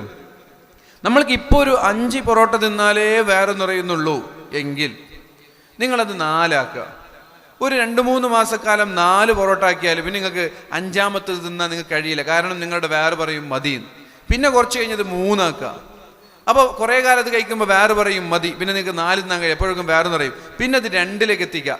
2-നപ്പുറം തിന്നാൻ നിങ്ങളെ കൊണ്ട് കഴിയില്ല. ഇപ്പം ഞാനൊക്കെ നിങ്ങളെ പത്തിരി ഉണ്ടല്ലോ, 2 പത്തിരി തിന്നാം. പൊതുവെ മുമ്പ് 6-8 പത്തിരിയൊക്കെ തിന്നിരുന്നു ഒരു കാലത്ത്. അപ്പോൾ ഉമ്മനോട് ഇന്നലെ ഇരുന്ന് ഭക്ഷണം കഴിക്കുമ്പോൾ എന്നോട് ഉമ്മ വെച്ചു, എനിക്ക് 2 തിന്നാലും എനിക്ക് വേറെ നിറഞ്ഞിട്ടാണ് നീ നിർത്തുന്നത്, അല്ലെങ്കിൽ പിന്നെ വേണ്ടെന്ന് പറഞ്ഞ് നിർത്താണെന്ന് വെച്ചു ഉമ്മ. ഞാൻ പറഞ്ഞു, ഉമ്മ എനിക്കിപ്പോൾ 2 തിന്നാൽ വേറെ നിറയും, 3ാമത്തെ തിന്നണമെന്ന് തോന്നാറില്ല. 2 തിന്നാൽ വേറെ നിറയും. അവർക്ക് ഇന്നും ഉമ്മയൊക്കെ ഇന്നും 6 തിന്നു. അതെങ്ങനെയാണെന്ന് വെച്ചാൽ നമ്മൾ ശീലിച്ച് കൊണ്ടുവരുമ്പോൾ 2 തിന്നുമ്പോൾ വേറെ നിറയാണ്. അപ്പം ഞാൻ പറഞ്ഞു വരുന്നത്, ആരോഗ്യം എന്നുള്ളത് ഒന്ന് ഭക്ഷണ നിയന്ത്രണത്തിലൂടെ, അത് നമ്മൾക്കൊക്കെ മനസ്സിലാവുന്ന കാര്യമാണ്. 2ാമത്തേത് കുടുംബ ബന്ധത്തിലൂടെ. അത് നമ്മൾക്ക് മനസ്സിലാവുന്നില്ല. കുടുംബ ബന്ധം ചേർത്താൽ എങ്ങനെയാണ് ആരോഗ്യം കിട്ടാൻ, അല്ലേ? അവിടെ വലിയൊരു രഹസ്യം മറിഞ്ഞു നിൽക്കുന്നുണ്ട്. നന്നായി കുടുംബ ബന്ധം ചേർക്കുന്ന ആളുകൾക്ക് സ്ട്രെസ് ഉണ്ടാവില്ല, ടെൻഷൻ ഉണ്ടാവില്ല, അവരെപ്പോഴും ഹാപ്പി ആയിരിക്കും. ഹാപ്പിനെസ് ഉള്ള ആളുകൾക്ക് കൂടുതൽ കാലം ജീവിക്കാൻ കഴിയും. മുടി നിരബാധിക്കൂല, പെട്ടെന്നൊരു വയസ്സ് തോന്നിക്കൂല. സ്ട്രെസ്, അതുപോലെ ഡിപ്രഷൻ, ടെൻഷനൊക്കെ ഉള്ള ആളാണെങ്കിൽ പെട്ടെന്ന് താടിമുടിയൊക്കെ നിരക്കും, പെട്ടെന്ന് വയസ്സ് തോന്നിക്കും അവർക്ക്. നേരെ മറിച്ച് ഹാപ്പിയായി ജീവിക്കുന്ന ആൾ 60 വയസ്സായാലും 1-2 മുടി അവർക്ക് നരച്ചിട്ടുണ്ടാവുള്ളൂ. അതാണ് ഈ കുടുംബ ബന്ധത്തിലുള്ള രസം. അവരെപ്പോഴും ബിസി ആയിരിക്കും. കാരണം എല്ലാവരോട് സംസാരിച്ച് കുടുംബക്കാരെ കണ്ട് അവിടെ പോയി അവർക്ക് സ്ട്രെസ് ഇല്ല, മറ്റാളെ കുറിച്ച് ചിന്തിക്കാനില്ല, എല്ലാവർക്കും നല്ലത് വരണമെന്ന് ആഗ്രഹിക്കുന്ന ആളാണ്. അപ്പോൾ അവരെപ്പോഴും ഹാപ്പിയാണ്. ഹാപ്പിയായി ജീവിക്കുന്ന ആളെ സംബന്ധിച്ചിടത്തോളം രോഗം വരില്ല. നല്ലൊരു ശതമാനം രോഗത്തിൻ്റെ കാരണവും സ്ട്രെസ്സാണ്. അല്ല, നിങ്ങൾ ചോദിച്ചോ, ഡോക്ടർമാരോട് ചോദിച്ചോളി. നല്ലൊരു ശതമാനം രോഗത്തിൻ്റെ കാരണം സ്ട്രെസ്സാണ്, ഡിപ്രഷനാണ്, ടെൻഷനാണ്. ടെൻഷൻ മാറിയിട്ടാണ് സ്ട്രെസ്സിലേക്ക് എത്തുക. സ്ട്രെസ്സ് കുറച്ചും കൂടി എക്സ്ട്രീം ആയാലാണ് ഡിപ്രഷൻ ആവുക. ഡിപ്രഷൻ ആവുമ്പോഴാണ് സൂയിസൈഡിനെ കുറിച്ച് ചിന്തിക്കുക. മനസ്സിലായോ? സ്ട്രെസ്സ്, ടെൻഷൻ, അത് സ്ട്രെസ്സാകും, അത് എക്സ്ട്രീമായ ഡിപ്രഷനാകും. ഡിപ്രഷൻ ആയി കഴിയുമ്പോഴാണ് നരമ്പ് മുറിക്കുക, സൂയിസൈഡ് ചെയ്യുക, ആത്മഹത്യ ചെയ്യുക, ഇതൊക്കെ സംഭവിക്കുന്നത്. അപ്പൊ ടെൻഷൻ മാറാതിരിക്കാൻ നമ്മൾ എപ്പോഴും എൻഗേജ് ആവുക എന്നുള്ളതാണ്. ഫൈദാ ഫറഗ്ത ഫൻസബ്. ഒരു പണി നിർത്തിയ അടുത്ത പണി തുടങ്ങണം. എപ്പോഴും എൻഗേജ് ആവുക, ഫ്രീ ആവാതിരിക്കുക. രാഷ്ട്രീയക്കാർ 90 വയസ്സായാലും നല്ല ആരോഗ്യത്തോടു കൂടി ഓടിച്ചാടി നടക്കുന്നു. എന്നാൽ ഒരു പണിയില്ലാത്ത നാട്ടിൽ റിട്ടയർഡ് ആയിരിക്കുന്ന ഉപ്പ 50 വയസ്സാകുമ്പോൾ തന്നെ പഠിച്ചവർക്ക് മുട്ടുവേദന ഉണ്ടോ, നടുവേദന ഉണ്ടോ എന്നുള്ള ചിന്ത വരുന്ന എന്തുകൊണ്ടാണ്? അവർ ഫ്രീ ആണ്, വേറൊരു പണിയില്ല. മറ്റവർ രോഗം ഉണ്ടെങ്കിൽ രോഗം അവർക്ക് തിരിയൂല. കാരണം എന്താ? ഒരു സ്റ്റേജിൽ നിന്ന് അടുത്ത സ്റ്റേജിലേക്ക്, അപ്പോഴേക്കും സമരം, ഇപ്പോഴേക്ക് പോലീസ്, പിന്നെ പാർലമെന്റ്, അതുപോലെ തന്നെ നിയമസഭ, രാജ്യസഭ, പാർട്ടി മീറ്റിംഗ്, ഇങ്ങനെ തിരക്കന്നെയാണ് അവർക്ക്. അപ്പോൾ അവർക്ക് രോഗമുള്ളത് പോലും അറിയില്ല. അതുകൊണ്ട് പ്രിയപ്പെട്ടവരെ, അല്ലാഹുവിൻ്റെ ഹബീബായ മുഹമ്മദുർ റസൂലുള്ളാഹി സ്വല്ലല്ലാഹു അലൈഹി വസല്ലം പറഞ്ഞു, നിങ്ങൾക്ക് ആരോഗ്യത്തോടുകൂടിയുള്ള ദീർഘായുസ് വേണമെന്ന് നിങ്ങൾ ആഗ്രഹിക്കുന്നുവെങ്കിൽ, അയ്യുമദ്ദ ലഹു ഫീ ഉംരിഹി, ആയുസ് നീട്ടിക്കിട്ടണമെന്നൊരാൾ ആഗ്രഹിക്കുന്നുവെങ്കിൽ, ഫല്യസിൽ റഹിമഹു, കുടുംബബന്ധം ചേർക്കണമെന്ന് പരിശുദ്ധ റസൂലുള്ളാഹ്. ഇപ്പം ഇംഗ്ലീഷൊക്കെ അറിയുന്ന ആളാണെങ്കിൽ ഇക്കിഗായ് എന്ന് പറയുന്ന പുസ്തകം വായിക്കുക. അത് ഒറ്റ ദിവസം കൊണ്ട് വായിച്ചെടുക്കാൻ പറ്റുന്ന ചെറിയൊരു പുസ്തകമാണ്. കഴിയുന്ന ആളുകൾ വായിക്കാം. അള്ളാഹു നമ്മൾക്ക് ആരോഗ്യത്തോടെ, ആഫിയത്തോടെ, ആരോഗ്യത്തോടുകൂടിയുള്ള ദീർഘായുസ് നൽകി അനുഗ്രഹിക്കട്ടെ. അള്ളാഹുവിൻ്റെ ഹബീബായ റസൂലുള്ളാഹി സ്വല്ലല്ലാഹു അലൈഹി വസല്ലം പറഞ്ഞു, കുടുംബബന്ധം എന്നുള്ളത് അർശുമായി ബന്ധപ്പെട്ട് കിടക്കുന്ന ഒരു യാഥാർത്ഥ്യമാണ്. അർശുമായിട്ടാണ് ഇത് ബന്ധപ്പെട്ട് കിടക്കുന്നത്. ആരൊക്കെയാണോ കുടുംബബന്ധം ചേർക്കുന്നത് അവരുമായി അല്ലാഹു ബന്ധം സ്ഥാപിക്കുമെന്നും കുടുംബബന്ധം ചേർക്കുന്നവർക്ക് അല്ലാഹു ആഖിബത്ത് നന്നായി മരിക്കാനുള്ള തൗഫീഖ് നൽകുമെന്നും പരിശുദ്ധ റസൂലുള്ളാഹി സ്വല്ലല്ലാഹു അലൈഹി വസല്ലം. പിന്നെ നബി തങ്ങൾ പറഞ്ഞു, മൻ സറഹു അൻ യുബ്സത ലഹു ഫീ റിസ്ഖിഹി, നല്ല ദാരിദ്ര്യമില്ലാതെ, പ്രയാസങ്ങളില്ലാതെ, സാമ്പത്തിക ബാധ്യതകളില്ലാതെ, അന്തസ്സോടുകൂടി മറ്റൊരാളുടെ മുമ്പിൽ കൈ നീട്ടേണ്ട ഗതികേട് വരാതെ ജീവിക്കാൻ ഒരാൾക്ക് ആഗ്രഹമുണ്ടെങ്കിൽ അയാൾ കുടുംബബന്ധം ചേർക്കട്ടെ എന്ന് മുഹമ്മദുർ റസൂലുള്ളാഹി. അപ്പൊ കുടുംബബന്ധം ചേർത്താൽ കിട്ടുന്ന വേറൊരു പ്രതിഫലമാണ്, വേറൊരു ബെനഫിറ്റാണ്, നമ്മൾക്ക് അല്ലാഹു സാമ്പത്തികമായ ഭദ്രത നൽകുമെന്ന്. കടങ്ങളില്ലാതെ, വേറെ ഒരാളുടെ മുമ്പിൽ കൈനീട്ടേണ്ട അവസ്ഥ വരാതെ അല്ലാഹു നമ്മളെ സഹായിക്കുമെന്ന് പരിശുദ്ധ റസൂലുള്ളാഹി സ്വല്ലല്ലാഹു അലൈഹി വസല്ലം. ഇതാണ്, കുറേ കാര്യങ്ങളുണ്ട് കുടുംബബന്ധത്തെക്കുറിച്ച് പൊതുവായി പറയുന്ന 2 ഹദീസ് ഞാൻ പറഞ്ഞു എന്ന് മാത്രം. ഇനി പ്രിയപ്പെട്ടവരെ, കുടുംബബന്ധം എന്ന് പറഞ്ഞാൽ എന്താണ്? മാതാപിതാക്കൾക്ക് മക്കളോട്, മക്കൾക്ക് മാതാപിതാക്കളോട്. എപ്പോഴാണ് കുടുംബബന്ധം തുടങ്ങുന്നത്? കല്യാണത്തിലൂടെയാണ് ഒരു ബന്ധം പുതുതായി ആരംഭിക്കുന്നത്, അല്ലേ?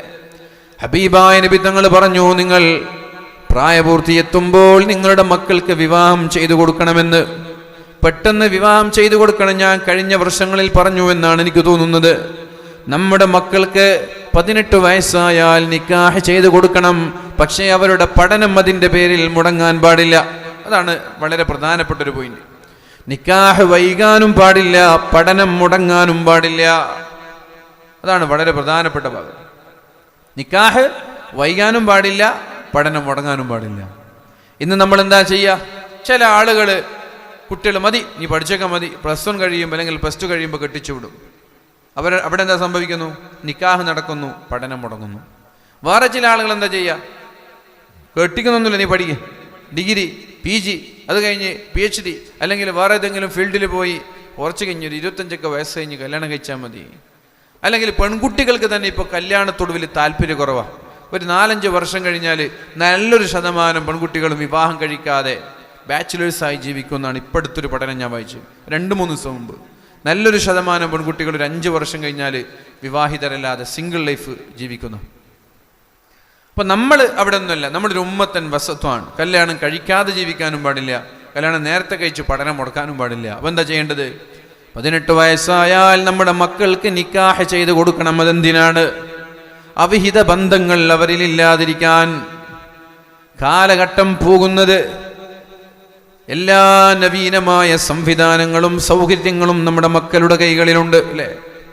സ്വന്തം വീട്ടിൻ്റെ അകത്ത് നിന്ന് വിർച്വൽ സെക്സ് വരെ നടത്താനുള്ള സംവിധാനങ്ങളുണ്ട്.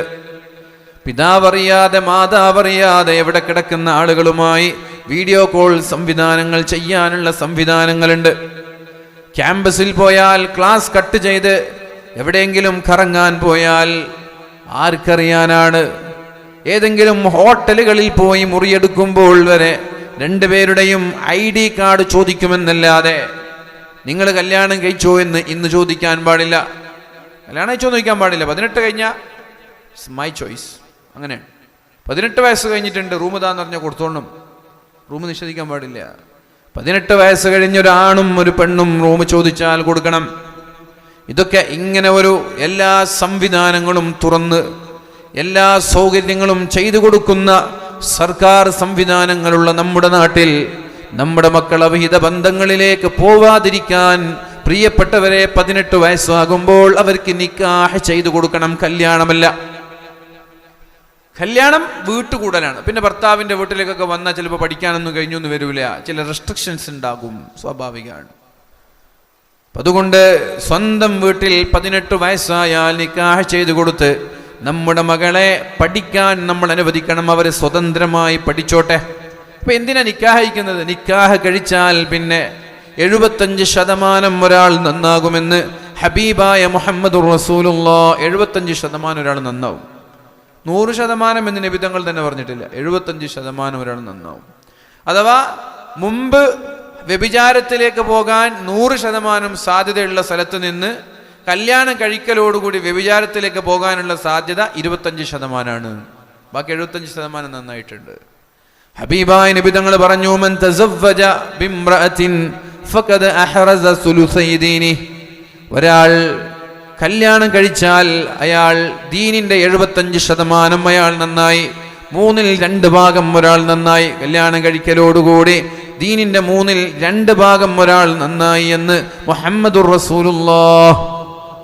അപ്പോൾ ഒരു പരിധി വരെ നമ്മുടെ മക്കള് ഹറാമിൽ പോവാതെ സൂക്ഷിക്കാൻ നമ്മൾക്ക് കഴിയും. ഇത് ആരുടെ ബാധ്യതയാണ്? ഓരോ രക്ഷിതാക്കളുടെയും ബാധ്യതയാണ്. പ്രത്യേകിച്ച് എറണാകുളം, നിങ്ങളുടെ നാടൊക്കെ കുറച്ച് ഡെവലപ്ഡ് ആയിട്ടുള്ള ടൗണുകളാണ്, സിറ്റിയാണ്. നമ്മുടെ നാട്ടിലൊക്കെ ഇത്ര അഡ്വാൻസ്ഡ് അല്ല ആളുകൾ, കാസർഗോഡൊക്കെ ഇത്ര അഡ്വാൻസ്ഡ് അല്ല ആളുകൾ. എറണാകുളത്തേക്ക് എത്തുമ്പോൾ മെട്രോപൊളിറ്റൻ സിറ്റിയിലേക്ക് എത്തി നിങ്ങൾ. കാസർഗോഡൊക്കെ സിറ്റി എന്ന് പറയാനുള്ള നിലവാരത്തിലേക്ക് ഇപ്പോൾ എത്തിയിട്ടില്ല. നമ്മുടെ നാട്ടിലൊക്കെ നൈറ്റ് ലൈഫ് ഇല്ല, കാസർഗോഡൊന്നും നൈറ്റ് ലൈഫ് ഇല്ല. 8 മണിയാകുമ്പോൾ കടകളൊക്കെ അടയും. 8 മണിയാകുമ്പോൾ എല്ലാവരും വീട്ടിൽ കൂടും, പെണ്ണുങ്ങൾ ആണുങ്ങളൊക്കെ വീട്ടിൽ കൂടും. പിന്നെ ഏതെങ്കിലും കുറച്ച് ടർഫ് കളിക്കുന്ന കുട്ടികളെ ഉണ്ടാവുള്ളൂ കാസർഗോഡൊക്കെ.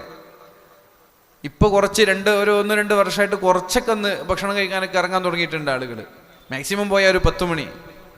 എന്നാൽ നിങ്ങളുടെ നാട്ടിലൊന്നും ആ സിസ്റ്റമല്ല.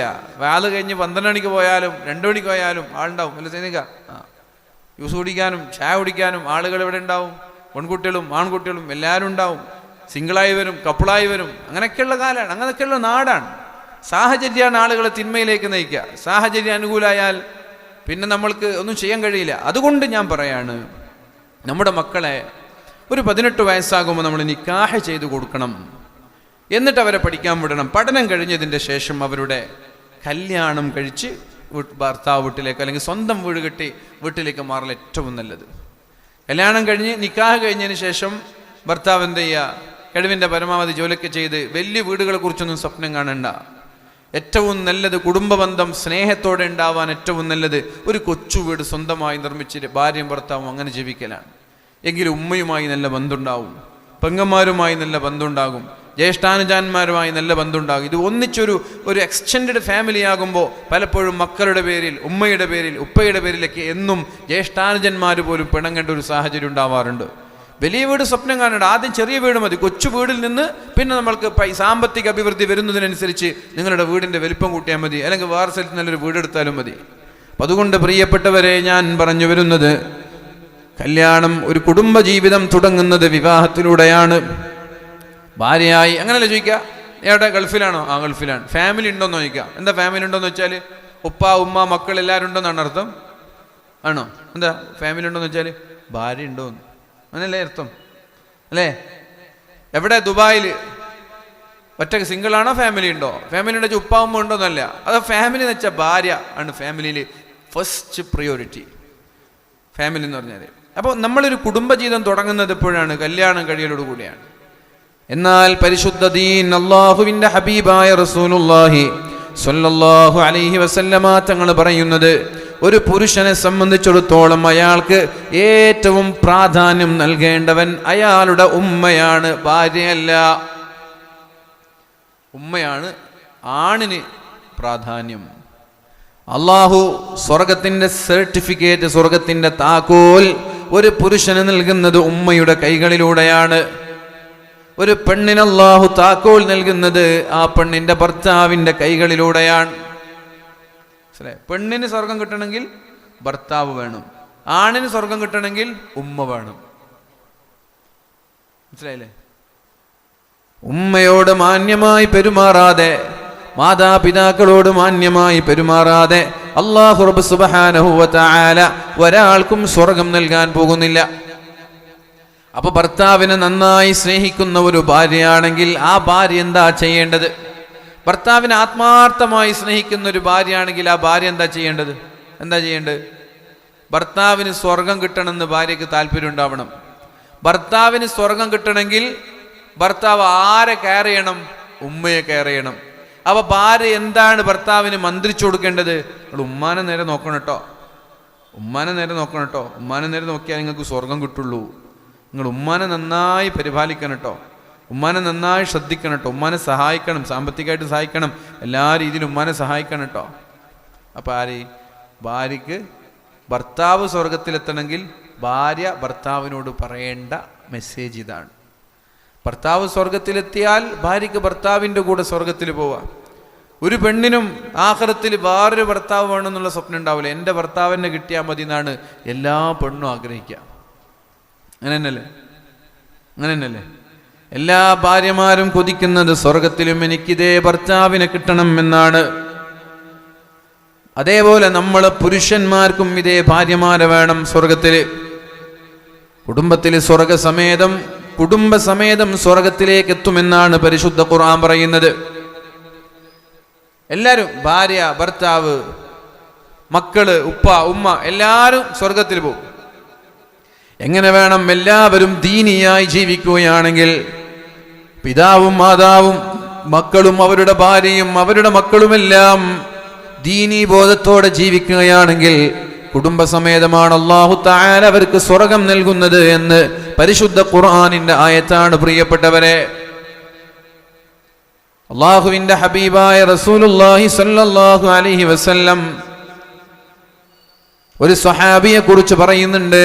സ്വർഗീയ ലോകത്ത് അല്ലാഹുവിന്റെ ഹബീബായ റസൂലുള്ളാഹി തങ്ങൾ സ്വർഗം സന്ദർശിച്ചപ്പോൾ അവിടെ ഒരു കാൽപെരുമാറ്റം കേട്ടു.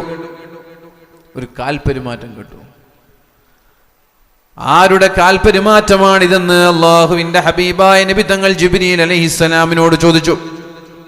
ജിബ്രീൽ അലൈഹിസ്സലാം പറഞ്ഞത്, ഇത് ഹാരിസത്ത് ഇബ്നു നുഅ്മാൻ എന്നവരുടെ കാൽപെരുമാറ്റമാണിത്. അപ്പോൾ അല്ലാഹുവിന്റെ ഹബീബായ നബി തങ്ങൾ പറഞ്ഞത്, കാന ബാറൻ ബി ഉമ്മിഹി. ഹാരിസത്ത് ഇബ്നു നുഅ്മാൻ വെറുതെയല്ല സ്വർഗത്തിലെത്തിയത്.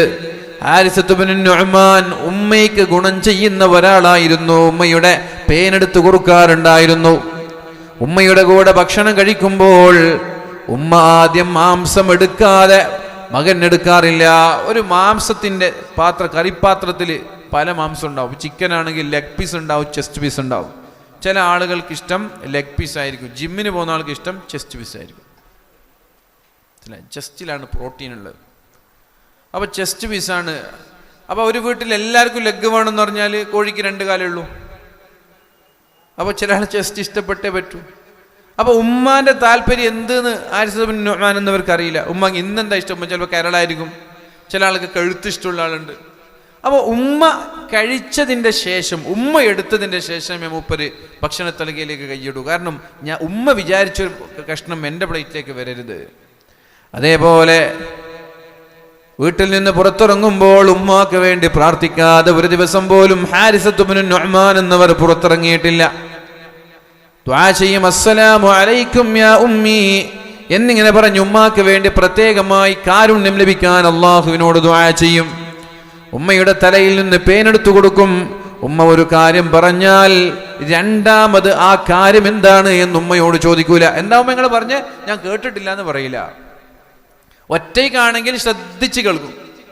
കൂടെ 2-3 ആളുകളൊക്കെ ഉണ്ട് എങ്കിൽ ശ്രദ്ധിച്ചില്ലെങ്കിൽ അടുത്തുള്ള ആൾ ചോദിക്കും ഉമ്മ എന്താ പറഞ്ഞേ. ഉമ്മയോട് ഒരു വിഷയം 2 തവണ പറയിപ്പിക്കൂല. ഉമ്മാക്ക് ബുദ്ധിമുട്ടായി പോവും, ഉമ്മാക്ക് വിഷമായി പോവും.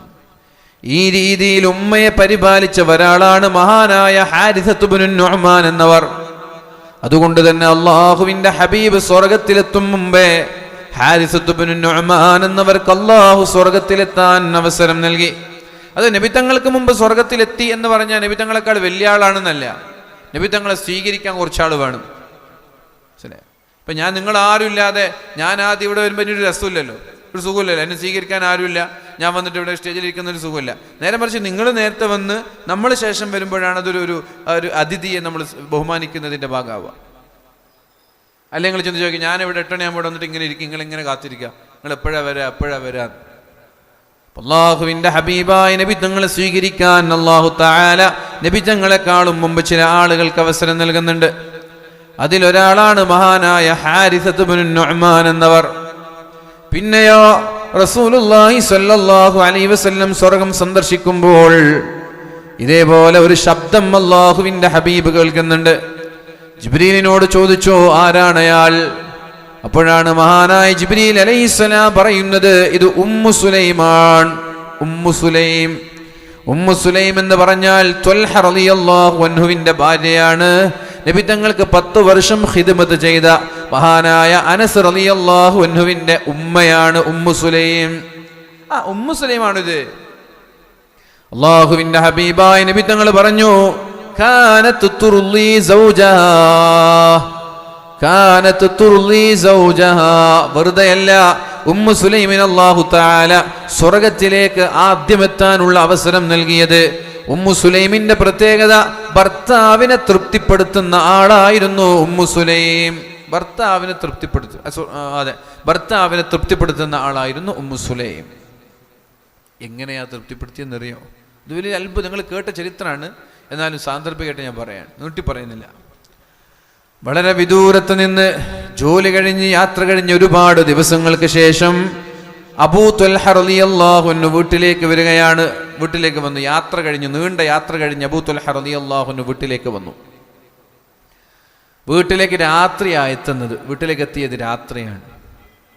അർദ്ധരാത്രി വീട്ടിലെത്തുമ്പോൾ നേരത്തെ വരുന്ന വിവരമൊക്കെ ആർക്ക് കിട്ടിയിട്ടുണ്ട്? ഉമ്മു സുലൈം ഭാര്യയ്ക്ക് കിട്ടിയിട്ടുണ്ട്. മക്കളൊക്കെ എവിടെയെന്ന് വെച്ചു. മക്കളൊക്കെ ഫി ഹുദൂഇൻ വസക്കീന, മുമ്പുള്ളതിനേക്കാളും നല്ല ശാന്തമായിട്ട് അവർ ഉറങ്ങുന്നുണ്ടെന്ന് പറഞ്ഞു. മക്കളൊക്കെ നന്നായിട്ട് ഉറങ്ങുന്നുണ്ടെന്ന് പറഞ്ഞു. പിന്നെ രാത്രിയായി, മക്കളെ നോക്കാൻ പോയില്ല, ഉറങ്ങല്ലേ, നോക്കാൻ പോയില്ല. ഇവർ കുളിച്ച് ഫ്രഷായിട്ട് വന്നപ്പോൾ നല്ല മനോഹരമായ ഭക്ഷണം ഉണ്ടാക്കി കൊടുത്തു ഭർത്താവിന്. രണ്ടുപേരും ഒന്നിച്ചിരുന്ന് ഹാപ്പി ആയിട്ട് ഭക്ഷണം കഴിച്ചു. പിന്നെ സ്വാഭാവികമായിട്ട് വളരെ വിദൂരത്തിൽ നിന്ന് 1 മാസമൊക്കെ കഴിച്ചു വന്നാൽ ഭർത്താവും ഭാര്യയും തമ്മിൽ ശാരീരികമായി ഇണചേരും, ബന്ധപ്പെടും. ഗൾഫിൽ നിന്നൊക്കെ വരുന്ന ആളുകളാണെങ്കിൽ അവർക്ക് എന്നും ആദ്യരാത്രി എന്ന് പറയാറുണ്ട്. ഗൾഫിൽ നിന്ന് വരുന്ന ആളുകൾക്ക് അവർ പോയാൽ 1 വർഷം 2 വർഷം കഴിഞ്ഞിട്ടാണ് വരിക. അപ്പോൾ സ്വാഭാവികമായിട്ട് ദൂരത്ത് നിന്ന് യാത്ര ചെയ്ത് വരുന്നൊരു ഭർത്താവിന് കിടപ്പറ പങ്കിടാനുള്ള താല്പര്യം ഉണ്ടാവും. അപ്പോൾ കിടപ്പറ മണിയറൊക്കെ നന്നായി ഒരുക്കി കുളിച്ച് ഫ്രഷായി രണ്ടുപേരും ശാരീരികമായി ഇണചേർന്നു. ഹാപ്പിയായി ഭർത്താവ്. നല്ല ഫുഡ്, അതുപോലെ കിടപ്പറൊക്കെ പങ്കിട്ടു. എന്നിട്ട് ഉറങ്ങാൻ നിൽക്കുമ്പോൾ ഉമ്മു സുലൈം എന്നവർ ഭർത്താവിനോട് ചോദിച്ചു, അല്ല ഞാനൊരു ചോദ്യം ചോദിക്കട്ടെ? ചോദിച്ചോളൂ. അപ്പം നമ്മൾക്ക് അപ്പുറത്ത് വീട്ടിൽ നിന്ന് അയൽവാസികൾ ഒരു വസ്തു വായ്പ തന്നാൽ, ഒരു പിക്കാക്സോ അല്ലെങ്കിൽ മൺവെട്ടിയോ വായ്പ തന്നാൽ അത് നമ്മൾ തിരിച്ചു കൊടുക്കണ്ടേ എന്ന് വെച്ചു. തിരിച്ചു കൊടുക്കണം, വായ്പ വാങ്ങിയതല്ലേ, തിരിച്ചു കൊടുക്കണം. ഒരാൾ വായ്പ വാങ്ങിയ വസ്തു തിരിച്ചു കൊടുത്തില്ലെങ്കിൽ, ചോദിച്ചിട്ടും തിരിച്ചു കൊടുത്തില്ലെങ്കിലോ അത് അക്രമമാണ്, അങ്ങനെ ചെയ്യാൻ പാടില്ലല്ലോ, അത് അനീതിയല്ലേ, അത് വളരെ മോശമാണ്, അങ്ങനെ ചെയ്യാൻ പാടില്ല എന്ന് പറഞ്ഞു. അപ്പോഴാണ് ഉമ്മു സുലൈം എന്നവർ തൻ്റെ ഭർത്താവിനോട് പറയുന്നത്, അല്ലാഹു നമ്മൾക്ക് വായ്പ തന്നതല്ലയോ നമ്മുടെ മക്കൾ, അല്ലബ്നാഉ അമാനത്തും ഫീ അനാഖികും, അല്ലാഹു സൂക്ഷിക്കാൻ തന്നതാണ് നമ്മുടെ മക്കൾ. അബ്നാഉ അമാനത്ത് എന്ന് പറഞ്ഞാൽ അമാനത്താണ്, സൂക്ഷിപ്പ് മുതലാണ് നമ്മുടെ മക്കൾ. അൽ അബ്നാഉ അമാനത്തും ഫീ അനാഖികും, അല്ലാഹു തആല സൂക്ഷിക്കാൻ തന്ന മുതലാണ് നമ്മുടെ മക്കൾ. സൂക്ഷിപ്പ് മുതലിന്റെ പ്രത്യേകത എന്താ? സൂക്ഷിക്കേണ്ട സമയം കഴിഞ്ഞാൽ തിരിച്ചു കൊടുക്കണം. ഈ ഫോണ് നിങ്ങൾ പിടിക്കിട്ടോ, വേല കഴിഞ്ഞിട്ട് തിരിച്ചു തരണമെന്ന് പറഞ്ഞാൽ വേല കഴിഞ്ഞ് പുറത്തിരുമ്പി ഈ ഫോണും കൊണ്ട് നിങ്ങൾ വരണം. അതാണ് സൂക്ഷിപ്പ് മുതൽ. അള്ളാഹു സൂക്ഷിക്കാൻ തന്നതാണ് ആര്? നമ്മുടെ മക്കള്. ആ മക്കളെ അള്ളാഹു തിരിച്ചു വിളിച്ചിട്ടുണ്ട്. എൻ്റെ മകൻ മരിച്ചു പോയിട്ടുണ്ട് എന്ന് ഭർത്താവിനോട് പറഞ്ഞു. എപ്പോഴാണ് മരിച്ചെന്നറിയോ? ഇന്ന് രാവിലെ ഭർത്താവ് വരുന്ന ദിവസം തൻ്റെ മകൻ, ചെറിയ കൊച്ചുമകൻ മരിച്ചു പോയിട്ടുണ്ട് എന്ന് ഭർത്താവിനോട് പറഞ്ഞു. ഇത് കേട്ടപ്പോൾ ഭർത്താവിന് വല്ലാത്ത വിഷമമായി. നിങ്ങൾ ആലോചിച്ച് നോക്കിയേ, മകൻ മരിച്ച ദിവസം വളരെ വിദൂരത്ത് നിന്ന് വരുന്ന ഭർത്താവിനെ സ്വീകരിക്കുന്ന ഒരു ഭാര്യ. ആ ഭാര്യയ്ക്ക് വേണമെങ്കിൽ ടെൻഷനായി കരഞ്ഞു കലങ്ങിയ കണ്ണുകളുമായി മുടിയൊക്കെ അഴിച്ചിട്ട് ഒരു ചായ കഷ്ണം, ഒരു ചായ വെള്ളം പോലും ചൂടാക്കാതെ കിടന്നുറങ്ങാം. കാരണം മകൻ മരിച്ച വെപ്രാളത്തിലാണ്, വിഷമത്തിലാണ്, ടെൻഷനിലാണ്. നമ്മളൊക്കെ ഭാര്യമാരെന്താ ചെയ്യുക? മക്കൾ മരിച്ച ഒരാഴ്ച ഭക്ഷണം ഉണ്ടാകുമോ? ഒരു കൊല്ലമായിട്ടും ടെൻഷൻ മാറാത്ത ആളുകൾ എത്ര പേരുണ്ട്? എന്നാൽ മകൻ മരിച്ച ദിവസം തന്റെ ഭർത്താവിന് വേണ്ടി നല്ല മനോഹരമായ ഭക്ഷണം ഉണ്ടാക്കി കിടപ്പറ പങ്കിടാൻ ഏതെങ്കിലും ഒരു ഭാര്യമാര് തയ്യാറാകുമ്പോൾ, ഇന്ന് മകൻ മരിച്ചാൽ അന്ന് രാത്രി ഭർത്താവിന്റെ കൂടെ കിടപ്പറ പങ്കിടാൻ ഒരു ഭാര്യ റെഡിയാകുമോ? ഇല്ല, ടെൻഷനായിരിക്കും. എന്നാൽ ഇവരതിനു പോലും ഭർത്താവിനെ സന്തോഷിപ്പിക്കുകയാണ്. ഭർത്താവ് ഒരുപാട് കാലമായി അകന്നു നിൽക്കുകയല്ലേ, ഭർത്താവിന് ശാരീരികമായ താല്പര്യമുണ്ടാകും. അള്ളാഹു കൊണ്ടുപോയിട്ടുണ്ട്, മകൻ മരിച്ചിട്ടുണ്ട് എന്ന് പറഞ്ഞപ്പോ മഹാനായ അബൂ ത്വൽഹ റളിയല്ലാഹു അൻഹുവിന് ഭയങ്കര വിഷമമായി. കാരണം മകൻ മരിച്ച ദിവസം ഞാൻ ഇങ്ങനെ എണ്ണ ചേർന്നു ഭക്ഷണം കഴിച്ചത് ഒരു ശരിയല്ലല്ലോ, ഒരു റാഹത്തായില്ല.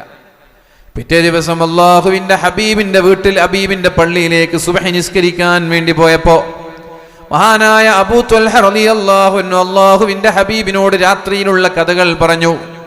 അപ്പോഴാണ് നബി തങ്ങൾ പറഞ്ഞത്, ബാറകല്ലാഹു ഫീ ലൈലതികുമാ, നിങ്ങളുടെ ഭാര്യയുടെ ആ പ്രവർത്തനം അല്ലാഹുവിന് വല്ലാതെ ഇഷ്ടപ്പെട്ടിട്ടുണ്ട്, അല്ലാഹു നിങ്ങളുടെ രാത്രിയിൽ ബറക്കത്ത് ചെയ്യട്ടെ എന്ന് പ്രാർത്ഥിക്കുകയും ആ രാത്രിയിലാണ് അബ്ദുല്ലാഹിബ്നു അബീ ത്വൽഹ എന്ന് പറയുന്ന ഒരു കുഞ്ഞിന് അല്ലാഹു തആല അവർക്ക് നൽകുന്നത് ആ രാത്രിയാണ് അബാദിലുൽ ഖംസ.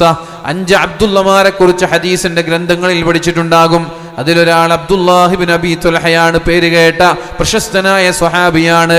ആ സ്വഹാബി ഗർഭം ധരിക്കുന്നത് ഈ രാത്രിയാണ്. ഇതാണ് ഉമ്മു സുലൈം. ഈ ഉമ്മു സുലൈമാണ് സ്വർഗത്തിൽ അല്ലാഹുവിന്റെ ഹബീബിനെക്കാളും മുമ്പിലെത്തുന്നത്. അതാരാണ്? ഉമ്മു സുലൈമാണ്. അവൻ നബി തങ്ങൾ പറഞ്ഞു, കാനത്ത് തുർലി സൗജഹാ, ഉമ്മു സുലൈം സ്വർഗത്തിലേക്ക് വെറുതെ എത്തിയതല്ല, ഭർത്താവിനെ തൃപ്തിപ്പെടുത്തുന്ന പെണ്ണായിരുന്നു ഉമ്മു സുലൈം. അപ്പൊ എന്ത് മനസ്സിലായി? ഒരാണിന് സ്വർഗം കിട്ടണമെങ്കിൽ ഉമ്മയെ തൃപ്തിപ്പെടുത്തണം, ഒരു പെണ്ണിന് സ്വർഗം കിട്ടണമെങ്കിൽ ഭർത്താവിനെ തൃപ്തിപ്പെടുത്തണം. മനസ്സിലായോ? അപ്പൊ ആണും പെണ്ണൊക്കെ ദീനിൽ വളരെ ഇമ്പോർട്ടൻ്റ് ആണ്. ആണിനൊരു പ്രാധാന്യവും പെണ്ണിനൊരു നിസ്സാരഭാവവും ഒന്നും ഇസ്ലാമിലില്ല. ഒരു സ്ഥലത്ത് പെണ്ണ് സ്വർഗത്തിലെത്തണമെങ്കിൽ ഭർത്താവ് വേണം, ഒരു സ്ഥലത്ത് ഭർത്താവ് സ്വർഗത്തിലെത്തണമെങ്കിൽ ഉമ്മ വേണം. അങ്ങനെയല്ലേ അല്ലാഹുവിന്റെ ഹബീബായ നബി തങ്ങൾ പറഞ്ഞത്, റിളല്ലാഹി ഫീ റിളൽ വാലിദൈൻ വസഖത്തുല്ലാഹി ഫീ സഖത്തിൽ വാലിദൈൻ. അല്ലാഹുവിന്റെ പൊരുത്തം ഒരാൾ ആഗ്രഹിക്കുന്നുവെങ്കിൽ ആദ്യം പോയി മാതാപിതാക്കളുടെ പൊരുത്തം വാങ്ങണമെന്ന് മുഹമ്മദുർ റസൂലുള്ളാഹ്. ഉമ്മാന്റെ ഉപ്പാന്റെ പൊരുത്തമില്ലാതെ ഒരാളും സ്വർഗത്തിലെത്തൂല. മാതാപിതാക്കളുടെ പൊരുത്തമില്ലാതെ ഒരാളും സ്വർഗത്തിലെത്തൂല.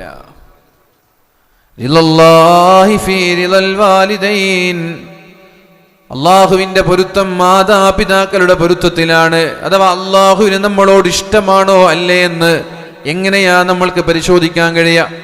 അള്ളാഹ്ക്ക് നമ്മളോട് ഇഷ്ടമാണോ ഇല്ലെന്ന് എങ്ങനെ പരിശോധിക്കാൻ കഴിയുക? അത് ഉമ്മാനോട് വെച്ചാൽ ഉമ്മാക്ക് എന്നോട് പൊരുത്താണോ അല്ലേ?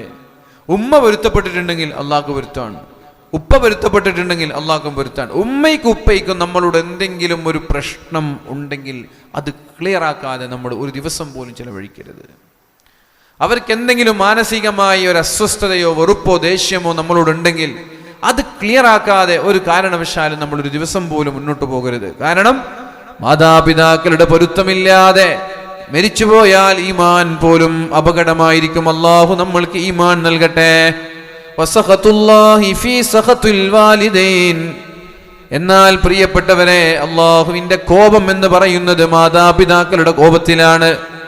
അള്ളാഹുവിന് നമ്മളോട് വെറുപ്പാണോ എന്ന് തിരിച്ചറിയാൻ മാതാപിതാക്കൾക്ക് നമ്മളോട് വെറുപ്പാണോ എന്ന് പരിശോധിക്കുക. അപ്പൊ കല്യാണം കഴിഞ്ഞാൽ ഭാര്യയ്ക്കല്ല നമ്മൾ പ്രയോറിറ്റി നൽകേണ്ടത്. ഭാര്യ നമ്മുടെ ഭാര്യയെ തന്നെയാണ്, ഭാര്യയ്ക്ക് പരിഗണന നൽകണം, ഭാര്യയെ നമ്മൾ സന്തോഷിപ്പിക്കണം. പക്ഷേ ഉമ്മമാരെ, മാതാപിതാക്കളെ, അമ്മമാരെ വേദനിപ്പിച്ചുകൊണ്ട് ഒരു കാരണവശാലും നമ്മൾ നമ്മുടെ ഭാര്യമാർക്ക് പ്രയോറിറ്റി നൽകാൻ പാടില്ല. ഭാര്യ നമ്മുടെ ഭാര്യ തന്നെയാണ്, പ്രയോറിറ്റി ഒക്കെ വേണം. പക്ഷെ ഉമ്മാനെ വെറുപ്പിച്ചിട്ടുള്ള ഒരു പ്രയോറിറ്റി വേണ്ട. ഉമ്മാനെ ഇഷ്ടപ്പെടാം, അതേപോലെ ഭാര്യ ഇഷ്ടപ്പെടാം. ഉമ്മാനെ പരിഗണിക്കുക, അതേപോലെ ഭാര്യയെ പരിഗണിക്കുക. ഉമ്മാക്ക് വേണ്ടിയിട്ട് ഭാര്യയെ വില കുറച്ച് കാണാൻ പാടില്ല. ഉമ്മയെ സ്നേഹിക്കുന്നു, ഉമ്മയെ പരിഗണിക്കുന്നു എന്ന് പറഞ്ഞ് ഭാര്യയെ വില കുറച്ച് കാണാൻ പാടില്ല. ഉമ്മയും വലുതാണ്, ഭാര്യയും വലുത് തന്നെയാണ്. അല്ലാഹുവിന്റെ ഹബീബായ റസൂലുള്ളാഹി സ്വല്ലല്ലാഹു അലൈഹി വസല്ലം പറഞ്ഞു, ഖൈറുക്കും ഖൈറുക്കും ലിഅഹ്ലിഹി. നിങ്ങളിൽ ഏറ്റവും നല്ലവൻ എന്ന് പറയുന്നത്, നിങ്ങളിൽ ഏറ്റവും മാന്യൻ എന്ന് പറയുന്നത്, നിങ്ങളുടെ കൂട്ടത്തിൽ ഏറ്റവും അന്തസ്സുള്ളവൻ ആരാണെന്നറിയോ? ഭാര്യയോട് മാന്യമായി പെരുമാറുന്നവരാണെന്ന് ഹബീബായ മുഹമ്മദുർ റസൂലുള്ളാഹ്. ഭാര്യയോട് മാന്യമായി പെരുമാറുന്നവനാണ് ഏറ്റവും നല്ലവനെന്ന് ഹബീബായ മുഹമ്മദുർ റസൂലുള്ളാഹി. അപ്പൊ എങ്ങനെ നമ്മൾക്ക് ഭാര്യ ഒഴിവാക്കാൻ പറ്റുക? ഭാര്യ ഒഴിവാക്കാൻ പറ്റൂലല്ലോ. ഭാര്യയെ നമ്മൾക്ക് ഒരിക്കലും ഒഴിവാക്കാൻ പറ്റില്ല. ഉമ്മാനോട് സ്നേഹം എന്ന് പറഞ്ഞ് ഭാര്യ ഒഴിവാക്കാൻ പറ്റൂല.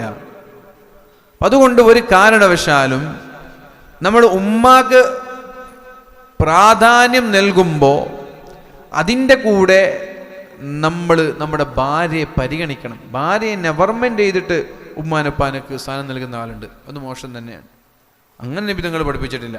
ഭാര്യ ഫുള്ള് പുച്ഛിച്ച് അടിമയെപ്പോലെ കണ്ട് എന്നിട്ട് ഉമ്മാക്ക് വലിയ സ്ഥാനം കൊടുക്കുക, ഉമ്മാക്ക് എപ്പോഴും സ്ഥാനം കൊടുക്കുക. അതിൻ്റെ കൂടെ ഭാര്യയെ നമ്മുടെ ഒരു പാർട്ട്ണറായിട്ട് നമ്മൾ കാണുക. അല്ലാഹുവിൻ്റെ ഹബീബായ റസൂലുള്ളാഹി സ്വല്ലല്ലാഹു അലൈഹി വസല്ലം പഠിപ്പിച്ചു തരുന്ന സിസ്റ്റം ഇതാണ് പ്രിയപ്പെട്ടവരെ. നബി തങ്ങൾ പഠിപ്പിച്ചു തരുന്ന മാതൃക ഇതാണ്. എന്നാൽ ഭാര്യമാരെപ്പോഴും നമ്മുടെ ഭർത്താക്കന്മാരോട് പറയേണ്ടത്, ഭർത്താക്കന്മാരെ പ്രേരിപ്പിക്കേണ്ടത് ഉമ്മമാരെ പരിപാലിക്കാൻ പറയണം.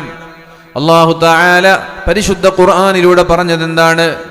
ഇമ്മാ യബ്ലുഗന്ന ഇൻദകൽ കിബറ അഹദുഹുമാ ഔ കിലാഹുമാ, നിങ്ങൾക്ക് ഒരാളെ കിട്ടുകയോ രണ്ടാളെ കിട്ടുകയോ ചെയ്താൽ ഫലാ തഖുൽ ലഹുമാ ഉഫ്, നിങ്ങൾ അവരോട് ഛേ എന്ന് പറയരുത് എന്നല്ല അതിൻ്റെ അർത്ഥം.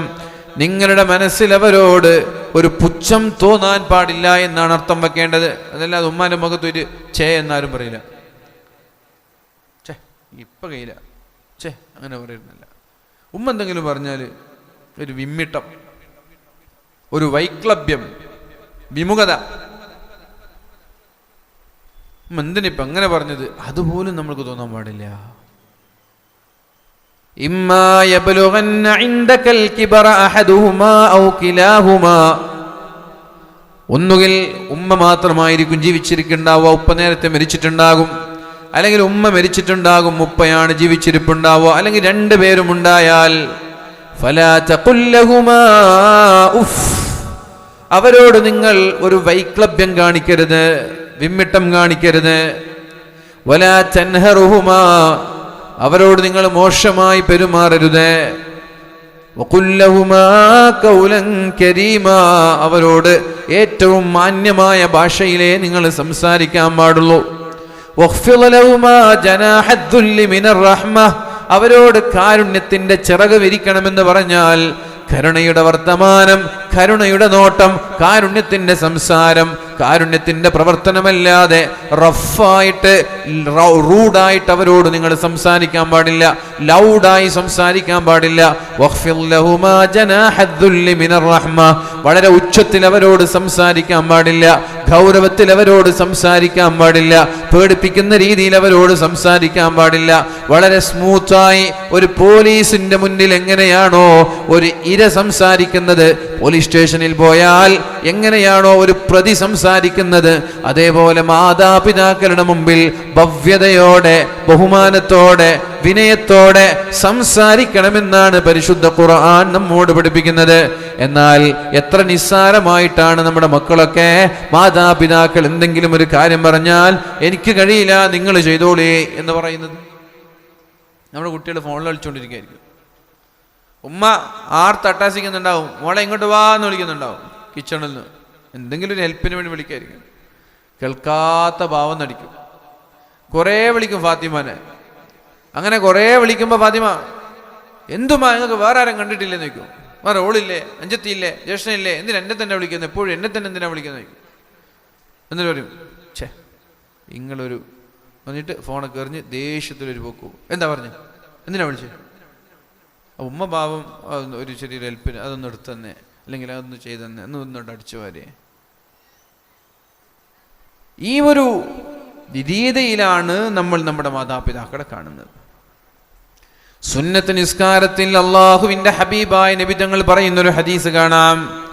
ഞാൻ സുന്നത്ത് നിസ്കരിക്കാൻ വേണ്ടി കൈകിട്ടുന്ന സമയത്ത് എൻ്റെ മാതാവ് യാ മുഹമ്മദ് എന്ന് വിളിച്ചാൽ മർഹബൻ എന്ന് പറഞ്ഞ് ഞാൻ നിസ്കാരത്തിൽ നിന്ന് കൈയുപേക്ഷിച്ച് ഉമ്മയുടെ അടുത്തേക്ക് പോകുമെന്ന് മുഹമ്മദുർ റസൂലുള്ളാഹ്.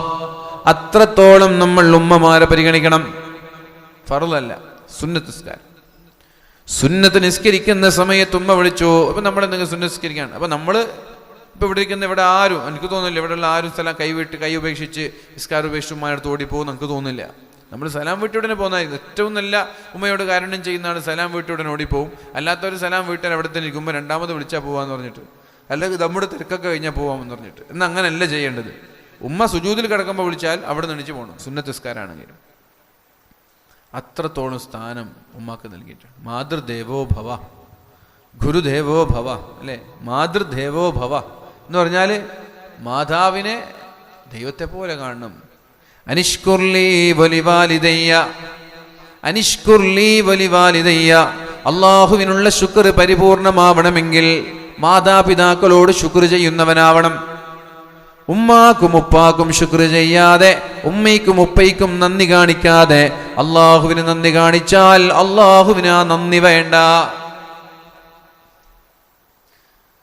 നോക്കൂ, നിങ്ങൾ അള്ളാഹുവിനെ ആരാധിക്കുന്നതിനോട് ചേർത്താണ് പരിശുദ്ധ ഖുർആൻ പറയുന്നത്, വഖളാ റബ്ബുക അല്ലാ തഅബുദു ഇല്ലാ ഇയ്യാഹ്. അള്ളാഹു പറഞ്ഞു, നിങ്ങൾ അള്ളാഹുവിനെ മാത്രം ആരാധിക്കണം. വബിൽ വാലിദൈനി ഇഹ്സാനാ, പിന്നെ മാതാപിതാക്കൾക്ക് ഗുണം ചെയ്യണം. വബിൽ വാലിദൈനി ഇഹ്സാനാ.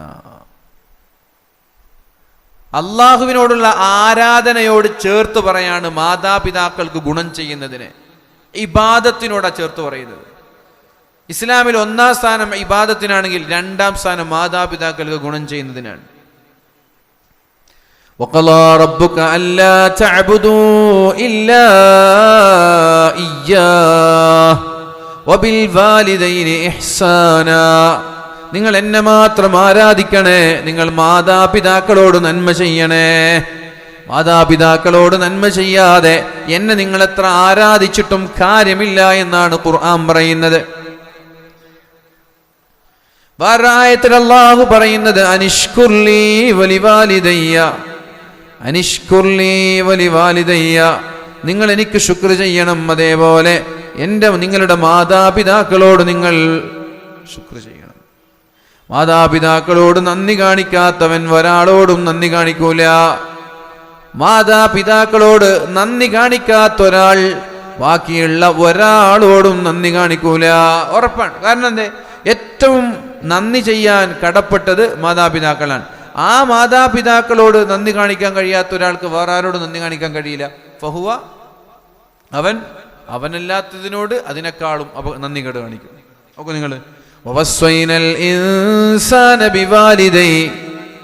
അള്ളാഹുവിന്റെ ഉപദേശമാണ്, അള്ളാഹുവിന്റെ വസിയ്യത്താണിത്. ബിവാലിദൈഹി, മാതാപിതാക്കളെ നിങ്ങൾ വളരെ നല്ല രീതിയിൽ പരിപാലിക്കണം. ഹമലതു ഉമ്മുഹു വഹ്നൻ അലാ വഹ്ൻ, എത്ര കഷ്ടപ്പെട്ടിട്ടാണ് ഉമ്മമാര് നമ്മെ ഗർഭം ചുമന്നത്. ഭാര്യ ഗർഭിണിയാകുമ്പോഴാണ് ഗർഭാവസ്ഥയുടെ പ്രയാസം നമ്മളെല്ലാവരും മനസ്സിലാക്കിയത്. ഉമ്മ ഗർഭിണിയാകുമ്പോൾ, നിങ്ങൾ ഉമ്മാന്റെ വയറ്റിൽ ഉണ്ടാകുമ്പോൾ നിങ്ങൾക്ക് ഉമ്മാന്റെ പ്രയാസം മനസ്സിലായിട്ടുണ്ടോ? ഉമ്മ ഗർഭിണിയായ സമയത്ത് ഉമ്മാന്റെ ബേജാറും പ്രശ്നങ്ങളൊക്കെ നിങ്ങൾക്ക് തിരിച്ചറിഞ്ഞിട്ടുണ്ടോ? ഇല്ലല്ലോ. എപ്പോഴാണ് ഉമ്മാന്റെ ഗർഭത്തിന്റെ പ്രാധാന്യം തിരിച്ചറിയാൻ? നമ്മുടെ ഭാര്യ ഗർഭിണിയാവണം. അപ്പോഴാണ് ഈ ഗർഭം തുടങ്ങിയത് മുതൽ ഛർദി, പിന്നെ ഭർത്താവിൻ്റെ സ്മെല്ല് പറ്റൂല, ഭർത്താവ് അടുത്ത് കിടന്ന ഒറ്റ ചവിട്ട് അല്ലേ. എല്ലാവരല്ല, ഒരാൾ ഓരോരോ സ്റ്റൈലാണ്. ഗർഭകാലത്ത് ഭർത്താവിൻ്റെ സ്മെല്ല് പറ്റൂല, ചില ഭക്ഷണങ്ങളുടെ സ്മെല്ല് പറ്റൂല, ചില ഭക്ഷണം കഴിച്ചാൽ ഛർദിക്കും, ഛർദിച്ച് തൊണ്ട പൊട്ടും, ചോര വരും അല്ലേ. ഞരമ്പൊക്കെ വന്ന് ചില ഞരമ്പ് പൊട്ടി ഞരമ്പിൽ നിന്ന് രക്തം സ്പ്രേ ആവും. അങ്ങനെയൊക്കെയുള്ള ആളുകളുണ്ട്. കാലൊക്കെ ഞരമ്പ് പുറത്ത് വന്ന് ഞരമ്പ് പൊട്ടി ഞരമ്പിൽ നിന്ന് രക്തം ഇങ്ങനെ സ്പ്രേ ആവും ഗർഭകാലത്ത്. ഒരു ഭക്ഷണം കഴിക്കണമെന്ന് തോന്നില്ല. നടുവേദന, മുട്ടുവേദന, ഇവിടെയൊക്കെ കറുത്ത്, ഷോൾഡറൊക്കെ ഫുള്ള് കറുത്ത്. എല്ലാവർക്കും ഇതുണ്ടാവും. ഈ പറയപ്പെട്ട ഓരോ സിംറ്റംസ് ഓരോ ആളുകൾക്കുണ്ടാവും. ഇതെല്ലാം ഒരേ ആളുകൾ ഉള്ളതല്ല ഞാൻ പറയുന്നത്. തടി കൂടി, മുഖത്തൊക്കെ പിമ്പിൾസ് വന്ന്, മുഖക്കുരു വന്ന്, സൗന്ദര്യമൊക്കെ നഷ്ടപ്പെട്ട്. നോക്കൂ നിങ്ങൾ, ആർക്ക് വേണ്ടിയിട്ടാ ഈ കഷ്ടപ്പാട്? രാത്രി ഉറക്കമില്ല, രാത്രി ഭക്ഷണം കഴിക്കാൻ പറ്റുന്നില്ല. ഏത് ഭക്ഷണം, ചില ഭക്ഷണങ്ങൾ നിയന്ത്രിക്കണം.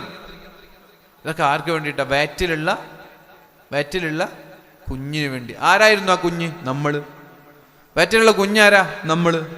നമ്മൾക്ക് വേണ്ടിയാണ് നമ്മുടെ മാതാവ് ഇത്ര കഷ്ടപ്പെട്ടത്. നോക്കൂ നിങ്ങള്,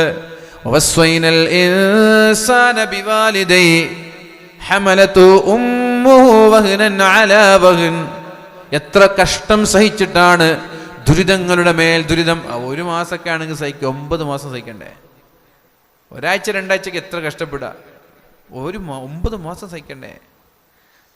ഹമലതു ഉമ്മുഹു വഹ്നൻ അലാ വഹ്ൻ, എത്ര പ്രതിസന്ധി സഹിച്ചിട്ടാണ് ഉമ്മമാര് ഗർഭം ചുമക്കുന്നത് അല്ലെ. ഒരു യാത്ര പോലും ആദ്യത്തെ 3 മാസം ഒരു യാത്ര പോലും പോകാൻ പാടില്ല, റെസ്റ്റ് എടുക്കണം. ചില ആളുകളുടെ ഗർഭപാത്രം പെട്ടെന്ന് തുറക്കും, 6 മാസമാകുമ്പോൾ തന്നെ ഗർഭപാത്രം തുറക്കും. ഇപ്പം ചിലപ്പോൾ അബോർഷനാവും. അപ്പോൾ എന്താ ഡോക്ടർ ചെയ്യുക? അവിടെ സ്റ്റിച്ച് ചെയ്തിട്ട് കാലിങ്ങനെ മുകളിൽ വെച്ച് കിടക്കണം. എത്ര മാസം എന്ന് അറിയാം? 6 കഴിഞ്ഞാൽ പിന്നെ 3 മാസം 9 മാസമൊക്കെ ഇങ്ങനെ ഒരു പുറത്ത് പോലും ഇറങ്ങാതെ നടക്കാതെ ബെഡിൽ കിടക്കണം, കാലിങ്ങനെ പൊക്കിയിട്ട്, സ്റ്റിച്ച് പൊട്ടാതിരിക്കാനും ഗർഭപാത്രം തുറക്കാതിരിക്കാനും. ഇതൊക്കെ ഒരു ഉമ്മ സഹിക്കാനും നിങ്ങൾക്ക് കഴിയോ? ഒരാഴ്ച കിടക്കാൻ കഴിയോ? ഒരു അസുഖമില്ലാതെ ഒരാഴ്ച ബെഡിൽ കിടക്കാം. ബെഡ് റിട്ടേൺ ആയാലുള്ള അവസ്ഥ എന്താ? ഒരാഴ്ച കഴിയില്ല നമുക്ക് ആണുങ്ങൾക്ക്. ഇതൊക്കെ ആരാണ്? ഇങ്ങനെയൊക്കെയാണ് ഉമ്മമാര് നമ്മളെ പ്രസവിച്ചത്, ഇങ്ങനെയൊക്കെയാണ്. ഇന്ന് എല്ലാറ്റിനും സംവിധാനങ്ങളുണ്ട്. നമ്മുടെ കാലത്ത് ഈ സംവിധാനങ്ങളൊന്നുമില്ല. നമ്മുടെ ഉമ്മ ഗർഭം ചുമക്കുമ്പോൾ ഈ സംവിധാനങ്ങളില്ല. എന്നെ പ്രസവിച്ചത് വീട്ടിൽ വെച്ചാണ്, ഹോസ്പിറ്റലിലല്ല. അപ്പം എൻ്റെ കാലം എൻ്റെ ഉമ്മ പ്രസവിച്ചത് ഹോസ്പിറ്റലില്ല, വീട്ടിലാണ്. ഇന്ന് എല്ലാ സംവിധാനങ്ങൾ. നേരത്തെ സ്കാനിങ് ചെയ്ത് കുട്ടിയുടെ പ്രയാസം, തല തിരിഞ്ഞോ തിരിഞ്ഞില്ലേ, കുട്ടിയിലിങ്ങനെ കുടൽമാല കുടുങ്ങിയിട്ടുണ്ടോ ഇല്ലേ, വെള്ളം കൂടുതലാണോ കുറവാണോ, ഭാരം കൂടുതലാണോ കുറവാണോ, ഓപ്പറേഷൻ വേണോ വേണ്ടേ, എല്ലാ സംവിധാനങ്ങളും അറിയാനുള്ള സിസ്റ്റം ഇന്നുണ്ട്. ടെക്നോളജി ഡെവലപ്പായിട്ടുണ്ട്. എന്നാൽ അന്ന് എന്താകും? പ്രസവ സമയത്ത് മരിച്ചാൽ വരെ രക്ഷപ്പെടുത്താൻ, ബ്ലീഡിങ് ഉണ്ടായാൽ വരെ രക്ഷപ്പെടുത്താൻ ആളുകളില്ല.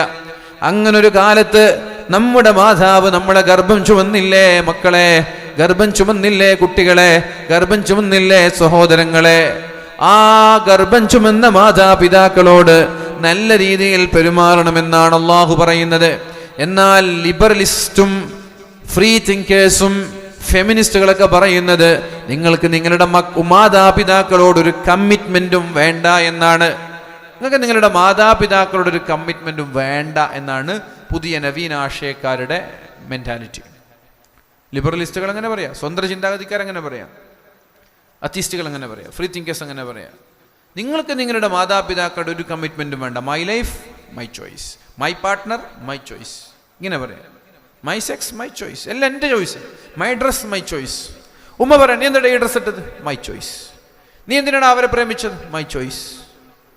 നീ എന്തിനാ ആരുടെ കൂടെ കിടന്നത്? My choice. ഈ രീതിയിലേക്ക് മാതാപിതാക്കളായിട്ട് നിങ്ങൾക്ക് ഒരു കമ്മിറ്റ്മെന്റ് വേണ്ട, ഒരു കടപ്പാടും വേണ്ട എന്ന ഒരു മെന്റാലിറ്റിയിലേക്ക് നമ്മുടെ വളർന്നു വരുന്ന ഒരു തലമുറയെ മാറ്റാൻ ഇന്ന് സ്വതന്ത്ര ചിന്താഗതിക്കാർ ശ്രമിച്ചുകൊണ്ടിരിക്കുകയാണ്. ഇങ്ങനെ സംഭവിച്ചാൽ എന്താണ് അവിടെ നടക്കാൻ പോകുന്നതെന്നറിയോ? എന്താ ഇവിടെ നടക്കാൻ പോകുന്നതെന്നറിയോ? അനാചാരം വ്യാപിക്കും, അധാർമികത, മൂല്യശോഷണം സംഭവിക്കും. ഇവിടെ പ്രശ്നങ്ങൾ ഉണ്ടാവും, അനാശാസ്യങ്ങൾ വർദ്ധിക്കും. എന്തേ? ഇന്ന് നമ്മൾ അള്ളാഹുവിനെ പേടിക്കുന്നതിനേക്കാളും ഒരു ഭയം നമ്മൾക്ക് നമ്മുടെ മാതാപിതാക്കളുടെ വിഷയത്തിലുണ്ട്. ഇല്ലേ? തെറ്റ് ചെയ്യുമ്പോൾ ഉമ്മ അറിയരുത്, പറയരുത്. അല്ല എന്തായാലും അറിയില്ല, അല്ലാതെ മറിച്ചൊക്കാൻ കഴിയില്ലല്ലോ. അല്ല അറിയും എന്ന ബോധത്തിൽ തന്നെയല്ലേ നമ്മൾ തെറ്റ് ചെയ്യുക. അല്ല അറിയില്ല എന്നൊരാൾ ചിന്തിച്ച പിന്നെ ഈമാൻ ഇസ്ലാം എന്ന് പുറത്തയാള്. നമ്മൾ കള്ളുടിക്കുകയാണെങ്കിലും വ്യഭിചരിക്കുകയാണെങ്കിലും അവിഹിത ബന്ധങ്ങളാണെങ്കിലും ഹറാമ് കാണാണെങ്കിലും ഹറാമ് ചെയ്യുകയാണെങ്കിലും അല്ല ഇതൊക്കെ കാണുന്നുണ്ട്, നമ്മൾക്കറിയാലോ. നമ്മൾ ഉമ്മാനുപ്പാനെ മറച്ചേക്കുന്ന എന്തുകൊണ്ടാ? അവരോടൊരു ബഹുമാനം ഉള്ളതുകൊണ്ടാണ്, അല്ലേ? അല്ല നിങ്ങളെന്താ മിണ്ടാത്തല്ലേ? നമ്മൾക്ക് തെറ്റ് ചെയ്യാതെ കുറച്ചെങ്കിലും പിടിച്ചു നിൽക്കുന്നത് മാതാപിതാക്കൾക്കൊരു ദുഷ്പേര് വരരുത്. ഞാൻ കാരണം എങ്ങനെ ഉമ്മാനെ ഫേസ് ചെയ്യുക, എങ്ങനെ ഉപ്പാനെ ഫേസ് ചെയ്യുക എന്ന് ഭയന്നിട്ടാണ്. അള്ളാനെ പഠിച്ചിട്ടൊക്കെ തെറ്റ് ചെയ്യാത്തല്ലോ കുറവാ. ഇനിയിപ്പോ ഈ കുടുംബ ബന്ധം കണ്ട് പൊട്ടിച്ചു കളഞ്ഞാലോ, ഈ ബന്ധം, ഈ ഒരു കമ്മിറ്റ്മെന്റ് തകർത്ത് കളഞ്ഞാലോ?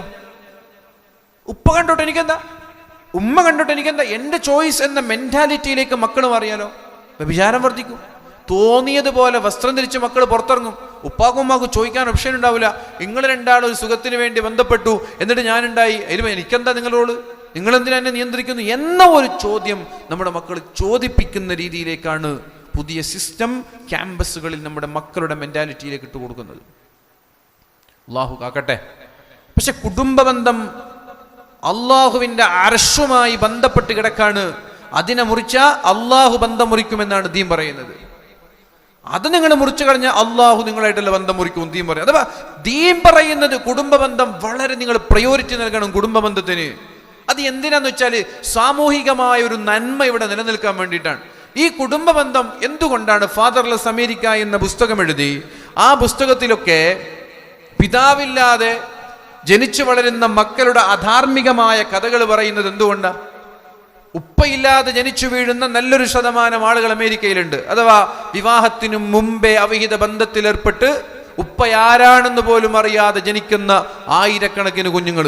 ആ കുഞ്ഞുങ്ങൾക്ക് സമൂഹത്തോട് പ്രതിബദ്ധതയില്ല, കുടുംബത്തോട് പ്രതിബദ്ധതയില്ല. കാരണം ഉപ്പ ആരാണെന്ന് അറിയില്ല. അവർ കാട്ടിക്കൂട്ടുന്ന ക്രിമിനലിസം, അവർ കാട്ടിക്കൂട്ടുന്ന തോന്നിവാസങ്ങൾ, അവർ കാട്ടിക്കൂട്ടുന്ന ക്രുവാലിറ്റി, ഇതൊക്കെ സമൂഹത്തെ വല്ലാതെ ബാധിക്കുന്നുണ്ട്. ഇത് നമ്മുടെ നാട്ടിലേക്ക് കൊണ്ടുവരണമെന്നാണ് ഈ ഫ്രീ തിങ്കേഴ്സും ലിബറലിസ്റ്റുകളും പറഞ്ഞുകൊണ്ടിരിക്കുന്നത്. ഈ ഒരു മെന്റാലിറ്റിയിലേക്ക് അല്പാൽപമായി ഈ വിഷം ഇഞ്ചിഞ്ചായി നമ്മുടെ മക്കളിൽ കയറിക്കൊണ്ടിരിക്കാൻ ഇന്ന് നല്ലൊരു ശതമാനം വളർന്നു വരുന്ന കുട്ടികൾ, പെൺകുട്ടികളായാലും ആൺകുട്ടികളായാലും, മാതാപിതാക്കളോട് എനിക്ക് എല്ലാ വിഷയത്തിലും കടപ്പാടില്ല എന്ന ഒരു മെന്റാലിറ്റിയിലേക്ക് അവർ മാറിക്കൊണ്ടിരിക്കാൻ. ഡ്രസ്സ് അതെൻ്റെ ഇഷ്ടമാണ്, മൈ ചോയ്സാണ്. സ്കൂളിൽ പോയിട്ട് കണ്ടോട്ടെ, എന്താ പ്രശ്നം, അതെൻ്റെ ചോയ്സ് അല്ലേ, അതെൻ്റെ സ്വാതന്ത്ര്യമല്ലേ, എനിക്കൊരു സ്വാതന്ത്ര്യം ഇല്ലേ? അങ്ങനെ ചോദിക്കും. എനിക്കൊരു സ്വാതന്ത്ര്യം ഇല്ലേ? അങ്ങനെ ചോദിക്കും ചില ആൾ. എനിക്കൊരു സ്വാതന്ത്ര്യം എൻ്റെതല്ലേ, എൻ്റെ ലൈഫിൽ എനിക്ക് യാതൊരു ചോയ്സും ഇല്ലേ?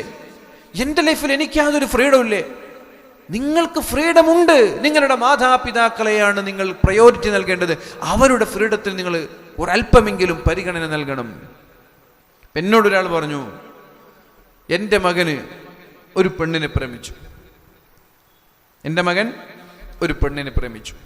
അത് നല്ല കുടുംബവും നല്ല അന്തസ്സുള്ള ടീമും ആണെങ്കിൽ ഞാൻ കെട്ടിച്ചു കൊടുക്കുമായിരുന്നു. പക്ഷേ എനിക്കൊരിക്കലും ഉൾക്കൊള്ളാൻ പറ്റാത്ത ഒരു കുടുംബത്തിൽ നിന്നാണ് എൻ്റെ മകൻ പ്രേമിക്കുന്നത്. അപ്പം മകൻ എന്നോട് ചോദിച്ചു, ഉപ്പ എനിക്കൊരു ചോയ്സ് ഇല്ലേ, എൻ്റെ ഭാര്യ, എൻ്റെ പാർട്ട്ണറെ തിരഞ്ഞെടുക്കാൻ എനിക്കൊരു ചോയ്സ് ഇല്ല ഉപ്പ എന്ന് വെച്ചു. അപ്പോൾ ഉപ്പ മകനോട് പറഞ്ഞ മറുപടി, ഉണ്ട്, നിനക്ക് നിൻ്റെ പാർട്ട്ണറെ തിരഞ്ഞെടുക്കാൻ ചോയ്സ് ഉണ്ട്, ശരി തന്നെയാണ്. എന്നാൽ ഈ വീട് എൻ്റെ വീടാണ്, ഞാൻ എടുത്ത വീടാണ്, എൻ്റെ സമ്പത്ത് കൊണ്ട് ഞാൻ ഉണ്ടാക്കിയ വീടാണ്. നിന്റെ ചോയ്സ് വെച്ച് ആ പാർട്ട്ണറെ തിരഞ്ഞെടുക്കാൻ നിനക്ക് സ്വാതന്ത്ര്യമുണ്ടെങ്കിൽ നിന്നെയും നിന്റെ പാർട്ട്ണറെയും ഈ വീട്ടിൽ കയറ്റണോ വേണ്ടെന്ന് തീരുമാനിക്കാനുള്ള സ്വാതന്ത്ര്യം എനിക്കുണ്ട്. If you have choice, I also have choice. നിനക്ക് ചോയ്സ് ഉണ്ടെങ്കിൽ എനിക്കും ചോയ്സ് ഉണ്ട്. നീ കഴിച്ചോ, വേറെ ക്വാർട്ടേഴ്സിലോ വേറെ വീടെടുത്തോ വേറെ എവിടെയെങ്കിലും താമസിച്ചോ, ഇങ്ങോട്ട് വരണ്ട. എനിക്ക് നല്ലൊരു ആശയമായിട്ട് തോന്നി. കാരണം അവനൊപ്പ് തടയുന്നൊന്നുമില്ല, നീ കഴിച്ചോ. അവനൊപ്പ് തടയുന്നില്ല, നീ കഴിച്ചോ. പക്ഷെ ഇഫ് യു ഹാവ് ചോയ്സ്, നിനക്ക് ചോയ്സ് ഉണ്ടെങ്കിൽ ഐ ഓൾസോ ഹാവ് ചോയ്സ്, എനിക്കുണ്ട് ചോയ്സ്. എന്താ എൻ്റെ ചോയ്സ്? എൻ്റെ വീട്ടിൽ നീ വരണ്ട, എൻ്റെ വീട്ടിൽ അവളും കൂട്ടി നീ വരണ്ട. നീ വേറെ വീടെടുത്ത് പോയിക്കോ, ഞാൻ സമ്മതിക്കാം. നീ വേറെ കോട്ടേഴ്സിൽ ജീവിച്ചോ, ഞാൻ സമ്മതിക്കാം. വേറെ ഫ്ലാറ്റ് എടുത്ത് ജീവിച്ചോ, ഞാൻ സമ്മതിക്കാം. ഇതൊരു യാഥാർത്ഥ്യമല്ലേ? ഇതൊരു ഉപ്പാൻ്റെ ഭാഗത്ത് തെറ്റുണ്ടോ? ഉപ്പാൻ്റെ ഭാഗത്തിൽ തെറ്റുണ്ടോ? അപ്പോൾ ഞാൻ പറയുന്നത് മക്കളോടൊക്കെ പറയാണ്, ഇഫ് യു ഹാവ് ചോയ്സ്, അതേപോലെ നിങ്ങളുടെ മാതാപിതാക്കൾക്കും ചോയ്സ് ഉണ്ട് ചില വിഷയങ്ങളിൽ. അതും കൂടി നിങ്ങൾ ശ്രദ്ധിക്കുക. നിങ്ങൾക്ക് ഫെമിനിസ്റ്റുകളും ലിബറലിസ്റ്റുകളൊക്കെ അല്ലെങ്കിൽ ഫ്രീ തിങ്കേഴ്സ് നിങ്ങൾക്ക് ചോയ്സ് ഉണ്ട് എന്ന് പറഞ്ഞുതരും. അതേ ചോയ്സ് നിങ്ങളുടെ മാതാപിതാക്കൾക്കുണ്ട്. പോലീസുകാർ കേസെടുക്കാൻ കഴിയില്ല. പോലീസുകാർ മക്കളെ പുറത്താക്കി പറഞ്ഞ് കേസെടുക്കാൻ കഴിയില്ല. 18 വയസ്സ് കഴിഞ്ഞു, പിന്നെ എനിക്കിഷ്ടമില്ല, എൻ്റെ വീടാണ് എന്ന് ഉപ്പാക്ക് പറയാം. അതുകൊണ്ട് നിങ്ങൾ ഈ ചോയ്സിന്റെ വിഷയം പറയുമ്പോൾ മാതാപിതാക്കളുടെ ഭാഗത്തും ചോയ്സ് ഉണ്ട് എന്ന് നിങ്ങൾ ശ്രദ്ധിക്കുക. അല്ലാഹു തആല പരിശുദ്ധ ഖുർആനിൽ പറയാണ്, വവസ്വൈനൽ ഇൻസാന ബിവാലിദൈഹി ഹമലതുഹു ഉമ്മുഹു വഹ്നൻ അലാ വഹ്ൻ വഫിസ്വാലുഹു ഫീ ആമൈൻ. 2 വർഷക്കാലമല്ലേ നമ്മുടെ മാതാപിതാക്കൾ പാല് നൽകുന്നത്. ഈ ബ്രസ്റ്റ് ഫീഡിംഗ് എന്ന് പറയുന്നത് ഒരു പെണ്ണിന്റെ സൗന്ദര്യത്തെ നഷ്ടപ്പെടുത്തും. ബ്രസ്റ്റ് ഫീഡിംഗ് എന്ന് പറയുന്നത് ഒരു പെണ്ണിന്റെ ബ്രസ്റ്റിന്റെ ശരീരത്തിന്റെ ഷേപ്പ് നഷ്ടപ്പെടുത്തും. ഒരു ഫിറ്റായ ഒരു പെണ്ണുങ്ങളാണെങ്കിൽ 2 വർഷം മുലപ്പാല് നൽകലോടുകൂടി ആ പെണ്ണിന്റെ സൗന്ദര്യം നഷ്ടപ്പെടും. അതുകൊണ്ട് പലരും ഫീഡ് ചെയ്യാൻ വേണ്ടി മടി കാണിക്കുന്ന ഒരുപാട് ആളുകളുണ്ട്. ചില ആളുകൾ ന്യൂ ആക്ട്രസ് ആണെങ്കിൽ, സിനിമാ നടിമാർ അല്ലെങ്കിൽ സെലിബ്രിറ്റികൾ, അത്തരം ആളുകളൊക്കെ ഫീഡ് ചെയ്യാൻ അവർ മടിക്കും. ഫീഡ് ചെയ്താൽ ചിലപ്പോൾ അവരുടെ സൗന്ദര്യത്തെ ബാധിക്കും, അവരുടെ ബ്രസ്റ്റിനെ ബാധിക്കും എന്നൊരു പേടി. എന്നാൽ നമ്മുടെ ഉമ്മമാരതൊന്നും നോക്കിയില്ല. 2 വർഷക്കാലം നമ്മൾക്ക് പാല് തന്ന ഉമ്മമാർ, നല്ല യൗവനമുണ്ടായിരുന്ന ഉമ്മമാർ 2 പ്രസവിക്കുമ്പോഴും വൃദ്ധയായ തള്ളമാരെ പോലെയായി. സത്യത്തിൽ 50 വയസ്സായിട്ടും നല്ല യൂത്തായി നടക്കുന്ന നടിമാരുന്നില്ലേ? 50 വയസ്സായിട്ടും 18കാരികളെ പോലെ തോന്നിക്കുന്ന നടിമാരുന്നില്ലേ? ഇല്ലേ? എന്നാൽ നമ്മുടെ ഉമ്മമാര് 18 വയസ്സാകുമ്പോൾ തള്ളമാരെ പോലെയായി, വയസ്സായ തന്തമാരെ പോലെയായി. എന്തുകൊണ്ട്? ആർക്ക് വേണ്ടിയിട്ടാ? നമ്മൾക്ക് വേണ്ടി അനുഭവിച്ച ത്യാഗാണ്. നമുക്ക് 2 വർഷക്കാലം പാല് തന്നു നമ്മുടെ ഉമ്മമാര്. ഇതെങ്ങനെയാണ് മറക്കാൻ കഴിയുക? എന്നിട്ട് പറഞ്ഞു, അല്ലാഹു അനിഷ്കുർലി, നിങ്ങൾ എനിക്ക് ശുക്ർ ചെയ്യണം, വലിവാലിദൈക, നിങ്ങൾ നിങ്ങളുടെ മാതാപിതാക്കൾക്കും ശുക്ർ ചെയ്യണം. ഇത്രമാസം ഗർഭം ചുമന്ന് 2 വർഷക്കാലം പാല് തന്ന് മരണസമാനമായ വേദനയാണ് പ്രസവത്തിനുള്ളത്, അല്ലെ? പ്രസവം എന്ന് പറഞ്ഞാൽ മരണത്തിന്റെ പകുതിയാണ്. മരണത്തിന് ഇന്നലിൽ മൗതി ലസകറാത്ത്, മരണത്തിന് അസഹനീയമായ വേദനയുണ്ട് എന്ന് പരിശുദ്ധ റസൂലുള്ളാഹ്. നബി തങ്ങൾക്ക് വഫാത്തിന്റെ സമയത്ത് വേദന ഉണ്ടായിട്ടുണ്ട്. അല്ലാഹുവിന്റെ ഹബീബായ നബി തങ്ങൾക്ക് വഫാത്തിന്റെ സമയത്ത് വേദന ഉണ്ടായിട്ടുണ്ട്. ഈ വേദന ഉണ്ടാവാന്ന് പറഞ്ഞത് മോശം മയ്യത്തിന്റെ അടയാളമൊന്നുമല്ല. നല്ല മയ്യത്തിനും വേദന ഉണ്ടാവാം. വേദന ഉണ്ടായത് കൊണ്ട് ഒരു മയ്യത്ത് മോശമാണെന്നോ വേദന ഇല്ലാതെ മരിച്ചത് കൊണ്ട് ഒരു മയ്യത്ത് നല്ലതാണ് എന്നോ അടയാളമില്ല. എന്തുകൊണ്ടെന്നറിയോ? ഹബീബായ നബി തങ്ങൾ പറഞ്ഞു, അള്ളാഹുവിന് ഒരാളോട് ഇഷ്ടം തോന്നിയാൽ അള്ളാഹു അയാൾക്ക് രോഗം തരും. ഒരാൾക്ക് ഇഷ്ടം തോന്നിയാൽ അയാൾക്ക് രോഗം തരും. ആ രോഗത്തിന്റെ സമയത്ത് അയാൾ ക്ഷമിച്ച് പിടിച്ചു നിൽക്കും, അള്ളാഹുവിനെ ശുക്ർ ചെയ്യും, അള്ളാഹുവിന് സ്തുതിക്കും, അൽഹംദുലില്ലാ പറയും. ആ രോഗത്തിന്റെ കാലയളവിൽ അയാളുടെ സർവ്വ പാപങ്ങളും അള്ളാഹു പുറത്തു കൊടുക്കും. എന്നിട്ട് അയാൾ മരിക്കുന്ന സമയമാകുമ്പോൾ അയാൾക്കൊരു സ്ഥാനം നൽകണമെന്ന് അള്ളാഹു തീരുമാനിച്ചിട്ടുണ്ട്. പക്ഷേ മരിക്കുന്ന സ്ഥാനമാകുമ്പോൾ, സമയമാകുമ്പോൾ അള്ളാഹു ഉദ്ദേശിച്ച ഒരു സ്ഥാനത്തേക്ക് പ്രമോഷൻ അയാൾക്ക് കിട്ടിയില്ല. അപ്പൊ അള്ളാഹ് എന്താന്ന് ചെയ്യുന്നറിയോ? നല്ല വേദനയോടുകൂടി അയാളെ മരിപ്പിക്കും. മരണത്തിന് അസഹനീയമായ വേദന കൊടുക്കും. ആ വേദന അനുഭവിച്ച് മരിക്കുമ്പോൾ അല്ലാഹു തആല ഉദ്ദേശിച്ച സ്ഥാനത്തേക്ക് അയാൾ വളരും. മനസ്സിലായോ? അപ്പൊ അതുകൊണ്ട് ചില ഇഷ്ടപ്പെട്ട ആളുകൾക്ക് അല്ലാഹു നല്ല വേദന കൊടുക്കും. അതാണ് ഇന്നലിൽ മൗതി ലസകറാത്ത്, മരണത്തിന് വല്ലാത്ത വേദനയുണ്ട് എന്ന് അല്ലാഹുവിന്റെ ഹബീബായ നബി തങ്ങൾ പറഞ്ഞത്. ഒരു സ്വഹാബിയോട് പറഞ്ഞു, നിങ്ങൾ വഫാത്തായാൽ നിങ്ങൾ സ്വപ്നത്തിലൂടെ കടന്നു വന്നിട്ട് മരണം എന്താണ് എന്ന് എന്നോട് പറഞ്ഞു തരണമെന്ന്. അബ്ദുല്ലാഹി ബിൻ മസ്ഊദ് തങ്ങളാണോ അല്ല അംർ ബിൻ അൽ-ആസ് തങ്ങളാണോ എന്ന് ഡൗട്ട്. അപ്പൊ അദ്ദേഹം പറഞ്ഞു, ആയിക്കോട്ടെ. അങ്ങനെ വഫാത്തിന്റെ ശേഷം അദ്ദേഹം തന്റെ സുഹൃത്തിനോട് സ്വപ്നത്തിലൂടെ കടന്നു വന്ന് പറഞ്ഞത്, ഒരു വസ്ത്രത്തിൽ മുള്ളു കൊണ്ടുള്ള കുമ്പുകൾ, ഒരു മുള്ള് ഒരു വസ്ത്രത്തിൽ ഇങ്ങനെ കുടുങ്ങിക്കിടക്കുകയാണെങ്കിൽ ആ മുള്ളിനെ എങ്ങനെയാണോ വലിച്ചെടുക്കുക, അതിനേക്കാളും അസഹനീയമായ വേദന മരണത്തിനുണ്ട് എന്ന് അദ്ദേഹം പറയുന്നുണ്ട്. വല്ലാത്ത വേദനയാണ്. വേറെയും ചില സ്വഹാബാക്കൾ വേറെയും ചില ഉദാഹരണങ്ങൾ പറഞ്ഞിട്ടുണ്ട് മരണവേദനയെ കുറിച്ച്. ഇത്രയും വേദനാജനകമായ മരണത്തിന്റെ പകുതിയോളം വേദന പ്രസവത്തിനുണ്ട് എന്ന് മഹാന്മാർ പഠിപ്പിക്കുന്നുണ്ട്. അപ്പൊ 2 പ്രസവിച്ചാൽ മരിച്ചതിന്റെ മരണസമാനമായ വേദനയാണ് ഉണ്ടാവുക. അപ്പൊ നമ്മുടെ ഉമ്മമാർ എത്രത്തോളം വേദനയും പ്രയാസവും അനുഭവിച്ചിട്ടാണ് പ്രിയപ്പെട്ടവരെ നമ്മളെ നൊന്ത് പ്രസവിച്ചത് എന്ന് ആലോചിച്ചു നോക്ക്. എന്നിട്ട് അനിഷ്കുർലി, നിങ്ങൾ എനിക്ക് ശുക്ർ ചെയ്യണം. അതേപോലെ വലിവാലിദൈക, നിങ്ങളുടെ മാതാപിതാക്കൾക്ക് ശുക്ർ ചെയ്യണമെന്ന് അല്ലാഹു പരിശുദ്ധ ഖുർആനിൽ പറയുന്നുണ്ട്. അതുകൊണ്ട് ആണായാലും പെണ്ണായാലും മാതാപിതാക്കൾക്ക് ശുക്ർ ചെയ്യണേ, മാതാപിതാക്കൾക്ക് നന്ദി ചെയ്യണേ. മാതാപിതാക്കളുടെ മുന്നിലൂടെ നടന്നു പോകരുത്. രാത്രി സമയമായാൽ മാതാപിതാക്കളുടെ മുന്നിലൂടെ നടക്കുക, പ്രഭാത സമയമായാൽ മാതാപിതാക്കളുടെ പിന്നിലൂടെ നടക്കുക. അതാണ് മര്യാദ. അതെന്തുകൊണ്ട്? രാത്രി മുമ്പിലും രാവിലെ പിന്നിലും. എന്താ കാരണം? എന്തായിരിക്കും? പറഞ്ഞോളേ. അതിന്റെ പിന്നിലുള്ള രഹസ്യം എന്ന് പറയുന്നത്, രാത്രി സമയത്ത് ഇരുട്ടാണ്, അവർക്ക് കാണൂല, ഇരുട്ടാണ്. ഇരുട്ട് സമയത്ത് അവർക്ക് കല്ലോ മുള്ളോ എന്തെങ്കിലും ഇഴജന്തുക്കളോ ഉണ്ടെങ്കിൽ മാതാപിതാക്കൾക്ക് കാണൂല. അപ്പൊ നിങ്ങൾ മുമ്പിൽ നടന്നിട്ട് കല്ലും മണ്ണും സാധനങ്ങളും ഇഴജന്തുക്കളൊക്കെ മാറ്റി ഉപ്പമാർക്ക് ഫ്രീ ആയി നടക്കാൻ സ്ഥലം കൊടുക്കണം. പകൽ സമയത്ത് അവർക്ക് കാണും. അപ്പൊ അവരോടുള്ള റെസ്പെക്ട് കൊണ്ട് അവരുടെ ബാക്കിലൂടെ നടക്കണം. ഇതൊക്കെയാണ് അള്ളാഹുവിന്റെ ദീൻ പറയുന്നത് പ്രിയപ്പെട്ടവരെ. അപ്പൊ മാതാപിതാക്കളുടെ കൈകളിലാണ് മക്കളുടെ, ആൺകുട്ടികളുടെ സ്വർഗത്തിന്റെ താക്കോൽ. അപ്പൊ ആൺമക്കള്, ഒരു ഭർത്താവ് സ്വർഗത്തിലെത്തണമെങ്കിൽ ആരുടെ കയ്യിൽ നിന്ന് ചാവി കിട്ടണം? ഉമ്മാന്റെ കയ്യിൽ നിന്ന് ചാവി കിട്ടണം. അപ്പൊ ഉമ്മാന്റെ കയ്യിൽ നിന്ന് സ്വർഗത്തിന്റെ ചാവി കിട്ടണമെങ്കിൽ ഭാര്യ എപ്പോഴും ഭർത്താവിന് സോപ്പിട്ടുകൊണ്ടേയിരിക്കണം. എന്തിന്? ഉമ്മാനോട് ചൊടിച്ചിട്ട് ഇറങ്ങിപ്പോവാനല്ല, ഉമ്മാനോട് പിണങ്ങാനല്ല.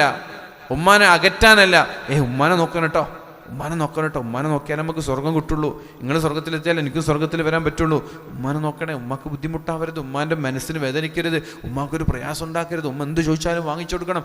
ആ രീതിയിൽ തലയണ മന്ത്രം ആരുണ്ടാക്കണം? ഭാര്യ ഭർത്താവിനോട് ഉണ്ടാക്കണം. കാരണം ഭർത്താവിനോട് ഇഷ്ടമുണ്ടെങ്കിൽ ഭർത്താവ് സ്വർഗത്തിലെത്താൻ ഭാര്യ ആഗ്രഹിക്കണം. പ്രിയപ്പെട്ടവരെ, ഇനി നിങ്ങൾ നോക്കൂ, ഭാര്യമാർക്ക് അള്ളാഹു സ്വർഗം നൽകാമെന്ന് പറഞ്ഞത് ഇത്ര സിമ്പിളായിട്ടാണ്. ഒരു പെണ്ണിന് 4 കാര്യം ചെയ്താൽ അള്ളാഹു സ്വർഗം തരുമെന്നല്ലേ പറഞ്ഞത്? ഉമ്മമാരെ ഈ 4 വിഷയം വളരെ ഗൗരവത്തോടു കൂടി കേൾക്കുക. ഇദാ സ്വല്ലത്ത് ഖംസഹാ, 5 നേരം നിങ്ങൾ നിസ്കരിക്കണം. സുന്നത്ത് പോലും ഇവിടെ പറയുന്നില്ല, 5 നേരം നിസ്കരിക്കുക, ബാങ്ക് കൊടുക്കുമ്പോൾ നിസ്കരിക്കുക. വസ്വാമത്ത് ഷഹ്റഹാ, പരിശുദ്ധ റമളാനായാൽ നോമ്പെടുക്കണം, ഖളാ ആയത് നിങ്ങൾ ഖളാ വീട്ടണം. വഹഫിലത്ത് ഫർജഹാ, ഔറത്ത് മറച്ചു നടക്കണം, ഔറത്ത് മറക്കണം. വഅതാഅത്ത് സൗജഹാ, ഭർത്താവിനെ നിങ്ങൾ അനുസരിക്കണം, ഭർത്താവിനെ നിങ്ങൾ അനുസരണം. ഇത്വാഅത്ത്. ഈ 4 കാര്യം ചെയ്താൽ എല്ലാ സ്ത്രീകളും മഹാനായ സിദ്ദീഖ് തങ്ങളൊക്കെ സ്വർഗത്തിൽ കടന്നു പോകുന്നത് പോലെ സ്വർഗത്തിന്റെ ഇഷ്ടമുള്ള കവാടങ്ങളിലൂടെ കടന്നു പോകാമെന്ന് മുഹമ്മദുർ റസൂലുള്ളാഹ്. സ്വർഗത്തിന് 8 വാതിലുണ്ട്. ചില വാതിലിൽ ഭയങ്കര തിരക്കായിരിക്കും.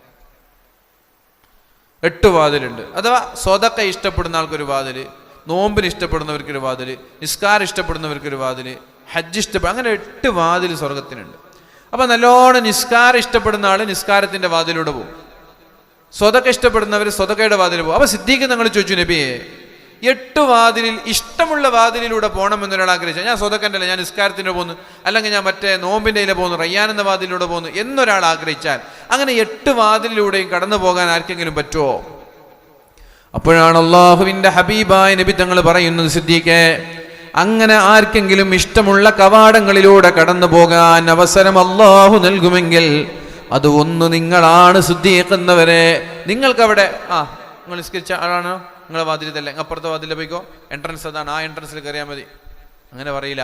നിങ്ങൾ ഇവിടെ പോയാൽ ഇവിടുന്ന് സ്വീകരിക്കും, അവിടെ പോയാൽ അവിടുന്ന് സ്വീകരിക്കും, അവിടുന്ന് പോയാൽ അവിടെ ഏത് കവാടത്തിൽ പോയാലും സിദ്ദീഖ് ഞങ്ങൾ സ്വീകരിക്കും. ഇതേപോലെ 8 കവാടങ്ങളിലും അല്ലാഹു തആല മലക്കുകൾക്ക് ഫ്രീ ആയി കയറാൻ അവസരം കൊടുക്കുന്ന ആളുകളാരാണ്? അവര് നമ്മുടെ നാട്ടിലുള്ള ഉമ്മമാരാണ്, പെണ്ണുങ്ങളാണ്. എന്താണ് ആ പെണ്ണുങ്ങളുടെ പ്രത്യേകത? എന്താണ് ആ സ്ത്രീകളുടെ പ്രത്യേകത? ആ സ്ത്രീകൾ 5 നേരം കൃത്യമായി നിസ്കരിക്കുന്നവരാണ്. അത്ര ഈസിയാ. പരിശുദ്ധ റമദാനിൽ നോമ്പെടുക്കുന്നവരാണ്. ഖളാ ആയത് പെട്ടെന്ന് വീട്ടുന്നു. വഹഫിലത്ത് ഫർജഹാ, ഔറത്ത് മറച്ചവർ നടക്കുന്നു. ഔറത്ത് മറക്കുന്നു. ഔറത്ത് മറക്കുന്നു പറയുമ്പോൾ ഇതിലെല്ലാം പെട്ടു, പിന്നെ ഡീപ്പായിട്ട് അങ്ങോട്ട് പോവാത്താണ്. വഹഫിലത്ത് ഫർജഹാ, ഔറത്ത് അവർ മറക്കുന്നു. വഅത്വഅത് സൗജഹാ, ഭർത്താവിനോട് അനുസരണയുള്ളവളാകുന്നു. ഭർത്താവിനെ അനുസരിക്കാന്ന് പറഞ്ഞാൽ അതൊരു പാട്രിയാർക്കൽ എന്നൊന്നും കാണേണ്ട ആവശ്യമില്ല. ലോകത്തിന്റെ ഘടന എങ്ങനെയാണ്, ലോകത്തിന്റെ സിസ്റ്റം ഫ്ലോ അങ്ങനെയാണ്. ഈ ഭൂമിക്കൊരു ഫ്ലോ ഉണ്ട്. ഇപ്പൊ സൂര്യൻ കറങ്ങുന്നു, ചന്ദ്രൻ കറങ്ങുന്നു, ഗാലക്സികളുണ്ട്, നെബുലകളുണ്ട്, നക്ഷത്രങ്ങളുണ്ട്. ഇതൊക്കെ ഇങ്ങനെ കറങ്ങിക്കൊണ്ടിരിക്കുകയാണല്ലോ. അത് ഓപ്പോസിറ്റായ ഉടൻ ലോകം അവസാനിക്കും.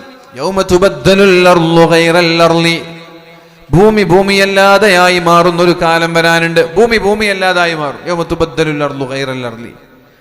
എപ്പോഴാണ് ഭൂമിയുടെ ഫ്ലോ നഷ്ടപ്പെടുന്നത്?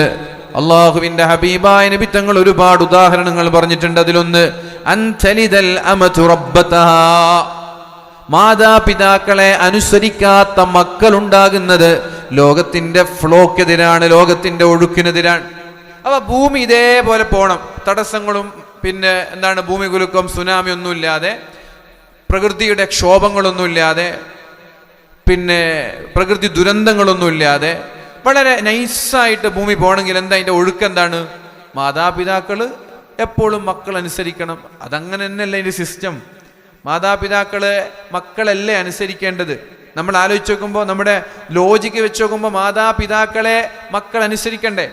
മക്കളെ മാതാപിതാക്കളല്ലല്ലോ അനുസരിക്കേണ്ടത് ലോജിക്ക് വെച്ച് നോക്കുമ്പോൾ. അപ്പൊ ഭൂമിയുടെ ഫ്ലോ എന്ന് പറയുന്നത് ഇതാണ്, മാതാപിതാക്കളെ മക്കൾ അനുസരിക്കണം. ഇനി ആ ഫ്ലോക്കെതിരാണ് എന്ത്? മക്കളെ മാതാപിതാക്കൾ അനുസരിക്കുകയും പേടിക്കുകയും ചെയ്യുന്നൊരു കാലം വരാന്നുള്ളത് ഫ്ലോക്കെതിരാണ്. അതേപോലെ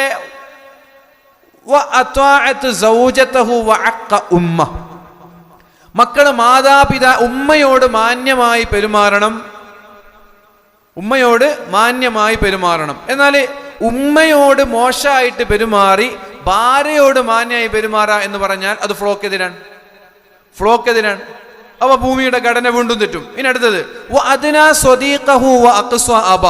ചങ്ങാതിമാരെ അടുപ്പിക്കുക, ഉപ്പമാരെ അകറ്റ. നമ്മൾക്ക് വേണ്ടി വിയർപ്പ് നീരാക്കി ചോര നീരാക്കി കഷ്ടപ്പെട്ട ഉപ്പാനെ ഗോവേ നിങ്ങൾ വേണ്ട. നമ്മൾക്ക് വേണ്ടി ഒന്നും ചെയ്യാത്ത നമ്മുടെ ചങ്ങായിമാരെ അടുപ്പിക്കുക, ഭൂമിയുടെ ഫ്ലോക്ക് എതിരാണ്. ഇങ്ങനെ ഒരുപാട് കാര്യങ്ങൾ പറയുന്നുണ്ട്. ഇങ്ങനെ ഫ്ലോക്കെതിരായി ചെറിയ ചെറിയ ചെറിയ ചെറിയ എതിർപ്പുകൾ വരാൻ ഒരു ഉദാഹരണം. പിന്നെ മാതാപിതാക്കളെ ധിക്കരിക്കുന്ന മക്കളുണ്ടാകുന്നത്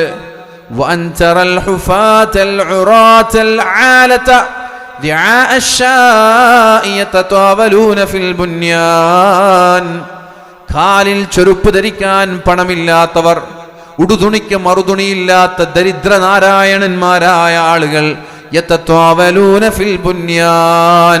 ബിൽഡിങ്ങുകൾ നിർമ്മിക്കുന്നതിൽ മത്സരിക്കുന്ന ഒരു കാലം വന്നാൽ, കൊച്ചുകൂട്ടിൽ ജീവിച്ചിരുന്ന, ഒന്ന് ചാടിയാൽ റൂഫിലേക്ക് കയ്യെത്തുന്ന, രണ്ടുപേര് കിടന്നാൽ മുറിയിൽ സ്പേസ് ഫുള്ളാവുന്ന, കുറച്ച് നീളമുണ്ടെങ്കിൽ കാല് വരെ പുറത്തെത്തുന്ന രീതിയിൽ കൊച്ചു കൂരകളിൽ 2 നില വീട് പോലും വിരളമായി മാത്രമുണ്ടായിരുന്ന, ആടിനെ മേച്ചിരുന്ന പട്ടിണിപ്പാവങ്ങളായ അറബികൾ ബിൽഡിങ്ങുകൾ നിർമ്മിക്കുന്നതിൽ മത്സരിക്കുമെന്ന് മുഹമ്മദുർ റസൂലുള്ളാഹ്. ലോകത്തെ ഏറ്റവും നീളം കൂടിയ ബിൽഡിംഗ് എവിടെയാണ്? ഈ ഇടയന്മാരാണ് ഉണ്ടാക്കിയത്, അറബികൾ, ദുബായിൽ ബുർജ് ഖലീഫ.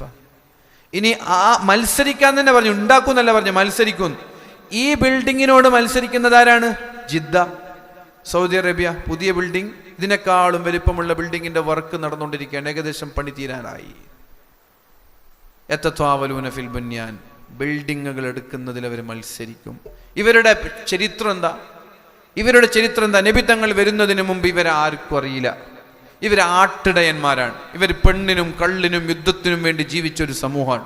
ചരിത്രത്തിൽ എവിടെയും ഇവർ രേഖപ്പെടുത്തപ്പെട്ടിട്ടേയില്ല. യുദ്ധമുണ്ടെന്ന് പറഞ്ഞാൽ യുദ്ധത്തിന് പോകും. അത് സ്വന്തം സഹോദരനായാലും യുദ്ധം ചെയ്യാതെ ഉറക്കം വരില്ല. കള്ളുണ്ടെന്ന് പറഞ്ഞാൽ കള്ളിന് വേണ്ടി ജീവിതം പോലും മാറ്റിവെക്കാൻ അവർ തയ്യാറാണ്. ഒരു പ്രാണി കള്ളിൽ വീണാൽ ആ പ്രാണിയെ പൊക്കി പിടിച്ചിട്ട് പറയും, ഓ പ്രാണി, നീ എന്തൊരു ഭാഗ്യവാൻ, കള്ളിൽ കിടന്ന് മരിക്കാൻ നിനക്ക് ഭാഗ്യം കിട്ടിയല്ലോ എന്ന് പറഞ്ഞവർ. പെണ്ണിനെ കുറിച്ചാണ് അവരുടെ പാട്ടുകൾ, ആശയങ്ങൾ, ഇതിവൃത്തങ്ങൾ എല്ലാം പെണ്ണിനെ കുറിച്ച്. പെണ്ണിന്റെ സൗന്ദര്യത്തെയാണ് അവരുടെ സബഉൽ മുഅല്ലഖാത്തിലൊക്കെ വളരെ പ്രധാനപ്പെട്ട വിഷയം പെണ്ണും യുദ്ധവും കള്ളും. അപ്പൊ സമൂഹത്തിലൊരു സ്ഥാനമില്ലാത്ത, ഇടം പിടിക്കാത്ത കാട്ടറബികൾ, പീരീഡ് ഓഫ് ഇഗ്നറൻസ്, അജ്ഞതയുടെ യുഗം.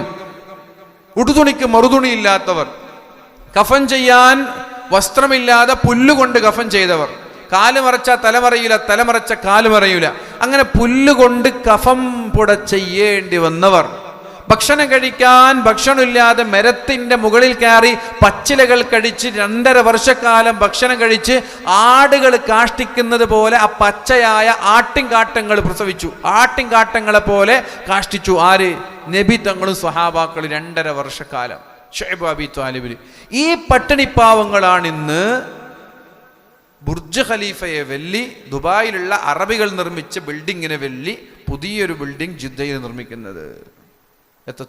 ഫിൽ ബുന്യാൻ. അപ്പോ ഇതൊക്കെ എന്താണ്? ലോകത്തിന്റെ ഘടനയ്ക്കെതിരാണ്. ഇതിങ്ങനെ ഓരോന്നോരോന്നോരോന്ന് വ്യാപകമാകുമ്പോഴാണ് ഏറ്റവും വലിയ ഫ്ലോക്കെതിരെയുള്ള ഒരു സാധനം വരിക. അതെന്താണ്? എപ്പോഴും കിഴക്ക് നിന്നാണ് സൂര്യൻ ഉദിക്കുക.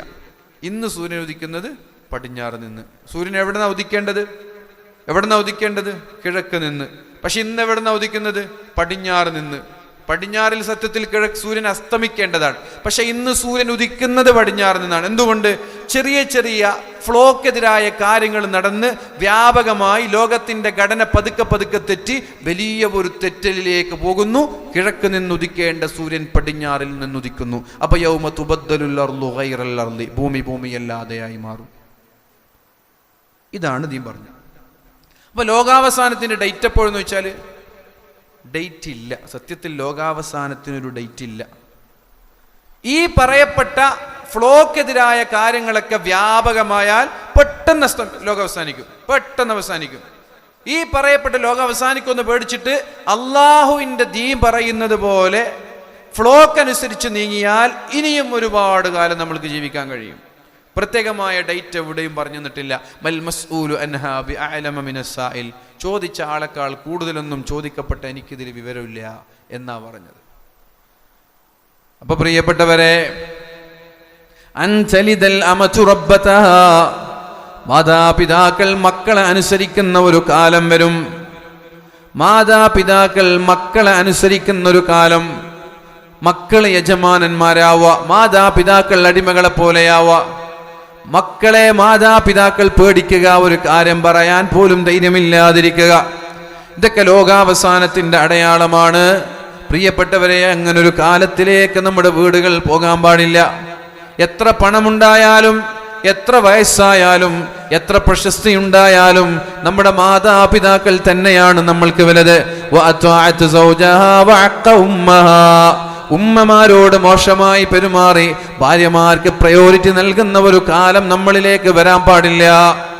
അപ്പൊ പ്രിയപ്പെട്ട സഹോദരിമാരെ, ഞാൻ നിങ്ങളോട് പറയുന്നത്, ഇദാ സ്വല്ലത്ത് ഖംസഹാ, 5 നേരം നിങ്ങൾ നിസ്കരിക്കുന്നു, വസാമത്ത് ഷഹ്റഹാ, റമളാനിൽ നിങ്ങൾ നോമ്പെടുക്കുന്നു, വഹഫിലത്ത് ഫർജഹാ, ഔറത്ത് നിങ്ങൾ മറക്കുന്നു, വഅത്വഅത്ത് സൗജഹാ, ഭർത്താവിനെ നിങ്ങൾ തൃപ്തിപ്പെടുത്തുന്നു. ഈ 4 കാര്യങ്ങൾ ചെയ്താൽ അല്ലാഹു തആല മഹാനായ സിദ്ദീഖ് തങ്ങൾക്ക് നൽകുന്ന ഒരു പ്രിവിലേജാണ്. 8 കവാടങ്ങളിൽ, ഇഷ്ടമുള്ള കവാടങ്ങളിലൂടെ നിങ്ങൾ പോയിക്കോളൂ. ഒരു ഗേറ്റിലും നിങ്ങളെ തടയാൻ ഒരാളുമില്ല. ഗ്രീൻ സിഗ്നൽ നൽകി, ഗ്രീൻ ചാനൽ നൽകി നിങ്ങളെ കയറ്റുവിടാൻ അവിടെ സെക്യൂരിറ്റി ഉണ്ടാകും.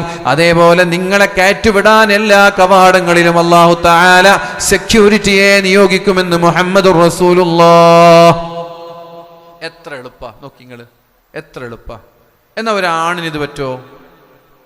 ഒരാണിനിത് പറ്റോ? നമ്മൾ 5 നേരം നിസ്കരിക്കുന്നു, സുന്നത്തൊന്നുമില്ല. റമളാനിൽ നോമ്പെടുക്കുന്നു, സുന്നത്ത് നോമ്പൊന്നുമില്ല. ഔറത്ത് മറിച്ച് നടക്കുന്നു, അഥവാ ലൈംഗിക ബന്ധങ്ങളിലൊന്നും ഏർപ്പെടാതെ ഔറത്ത് മറിച്ച് നടക്കുന്നു. ഭാര്യയെ നമ്മൾ തൃപ്തിപ്പെടും. ഈ 4 കാര്യം ചെയ്ത് നമുക്ക് സ്വർഗം കിട്ടുമോ? കിട്ടൂല. 40 ചെയ്താലും കിട്ടൂല, 40 എണ്ണം ചെയ്താലും കിട്ടൂല. എന്താ പെണ്ണുങ്ങൾക്ക് എത്ര എളുപ്പ. എന്നിട്ടും എന്തുകൊണ്ടായിരിക്കും അക്സറു അഹ്ലിഹൻ നിസാ, സ്ത്രീകളാണ് കൂടുതലും നരകത്തിലകപ്പെടുന്നത് എന്ന് പറയാൻ കാരണം എന്താ? അതിൻ്റെ കാരണം യക്ഫുർന, അവർ നിഷേധികളാണ്. യക്ഫുർന, അവർ നിഷേധികളാണ്. എന്താ അവർ നിഷേധിക്കുന്നത്? അള്ളാഹ് നിഷേധിക്കുന്നുണ്ടോ? അള്ളാഹ് ഇല്ല എന്ന് പറയുന്നുണ്ടോ? ഇല്ല. നിബിധങ്ങളില്ല എന്ന് പറയുന്നുണ്ടോ? ഇല്ല. അവരെ അവർക്ക് അള്ളാഹിൽ വിശ്വാസമുണ്ട്, ഖുർആനിൽ വിശ്വാസമുണ്ട്, നിസ്കാരമുണ്ട്, നോമ്പുണ്ട്.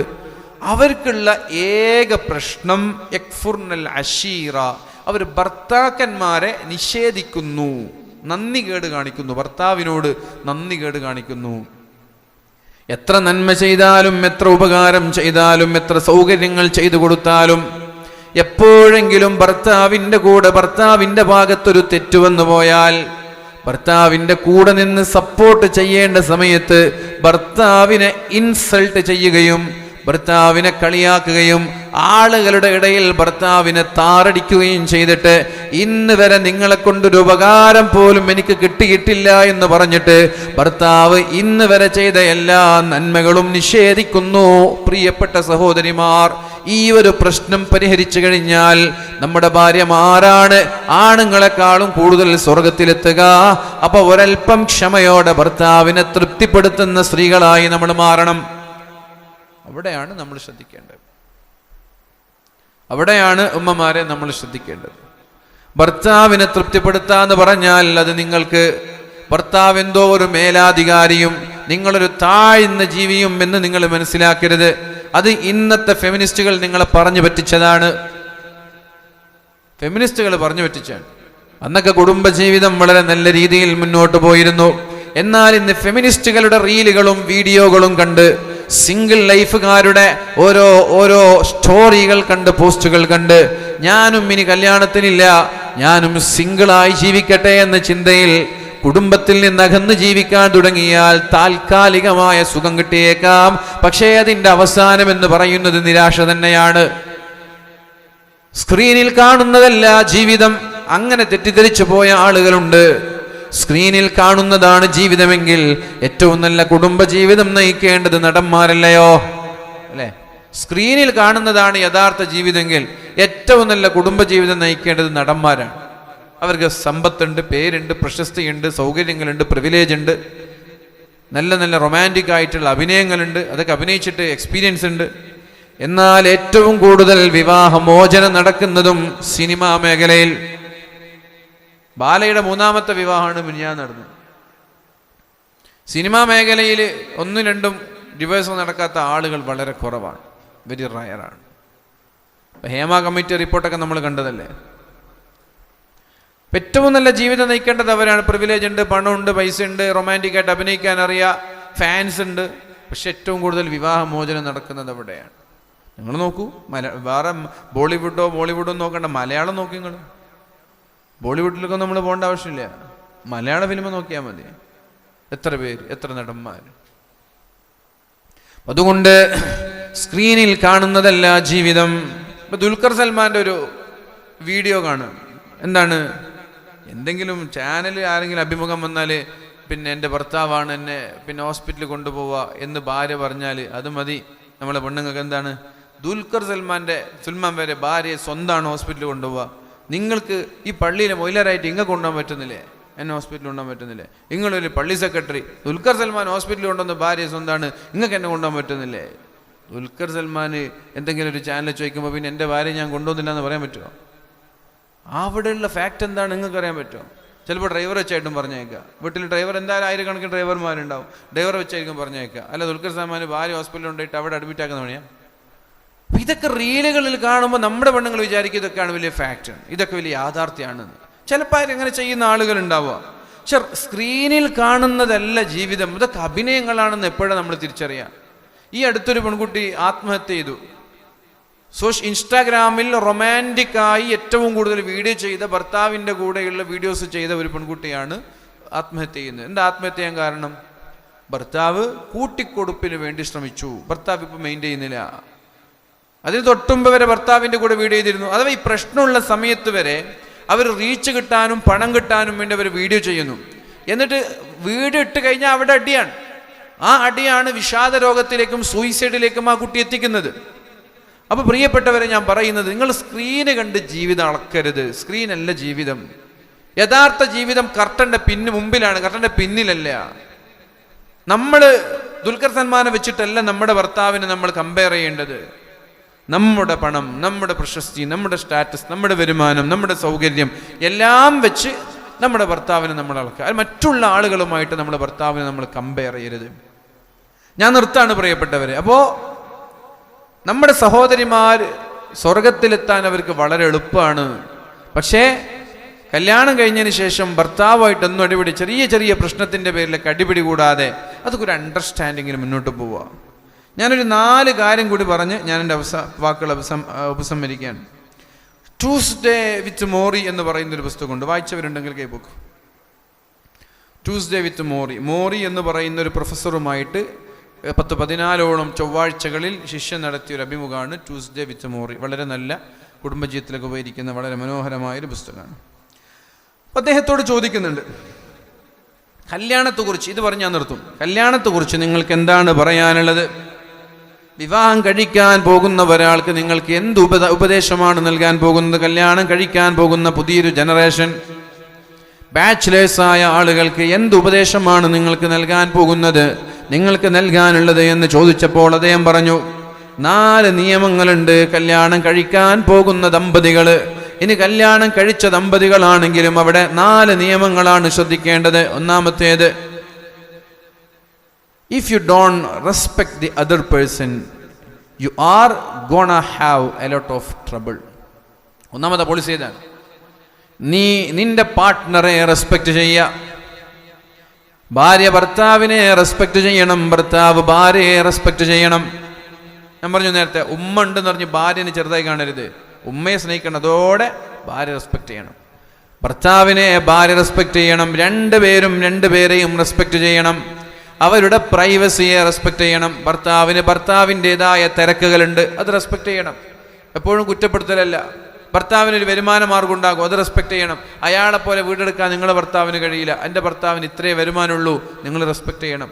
ഭർത്താവിന് ചില പ്രൈവസി ഉണ്ടാകും, ജോലിയൊക്കെ തിരക്ക്, ജോലിയുടെ ഭാഗത്ത് ചിലപ്പോൾ ലേഡി സ്റ്റാഫ് ഉണ്ട്, അവർ വിളിക്കും, അവരായിട്ട് ഇടപെടേണ്ടി വരും, കോൺടാക്ട് ചെയ്യേണ്ടി വരും. അപ്പോൾ നിങ്ങൾ അതിൻ്റെ പേരിൽ കുറ്റപ്പെടുത്താൻ പാടില്ല. ഭർത്താവിൻ്റെ ജോലിയുമായി ബന്ധപ്പെട്ടതാണെന്നുള്ളൊരു അണ്ടർസ്റ്റാൻഡിങ് നിങ്ങൾക്ക് ഉണ്ടാവണം. അപ്പോൾ പരസ്പരം റെസ്പെക്ട് ചെയ്യും. ഭാര്യ ജോലിയാണെങ്കിൽ ഭാര്യയ്ക്ക് സ്കൂളിൽ നിന്ന് പിന്നെ മെയിൽ സ്റ്റാഫ് വിളിക്കും, പ്രിൻസിപ്പൾ വിളിക്കും, അല്ലെങ്കിൽ സെക്ഷൻ ഹെഡ് വിളിക്കും, അപ്പോൾ ചില മെയിലായിരിക്കും, അവിടുന്ന് CEO വിളിക്കും, മെയിലായിരിക്കും. നീ എന്താപ്പോഴും അവരോട് സംസാരിക്കുന്നതെന്ന് വെച്ച് പ്രശ്നം ഉണ്ടാക്കരുത്. അവരുടെ ജോലിയെ റെസ്പെക്ട് ചെയ്യണം. രണ്ടുപേരും അങ്ങോട്ടും ഇങ്ങോട്ടും റെസ്പെക്ട് ചെയ്യണം. അണ്ടർസ്റ്റാൻഡിങ് വേണം.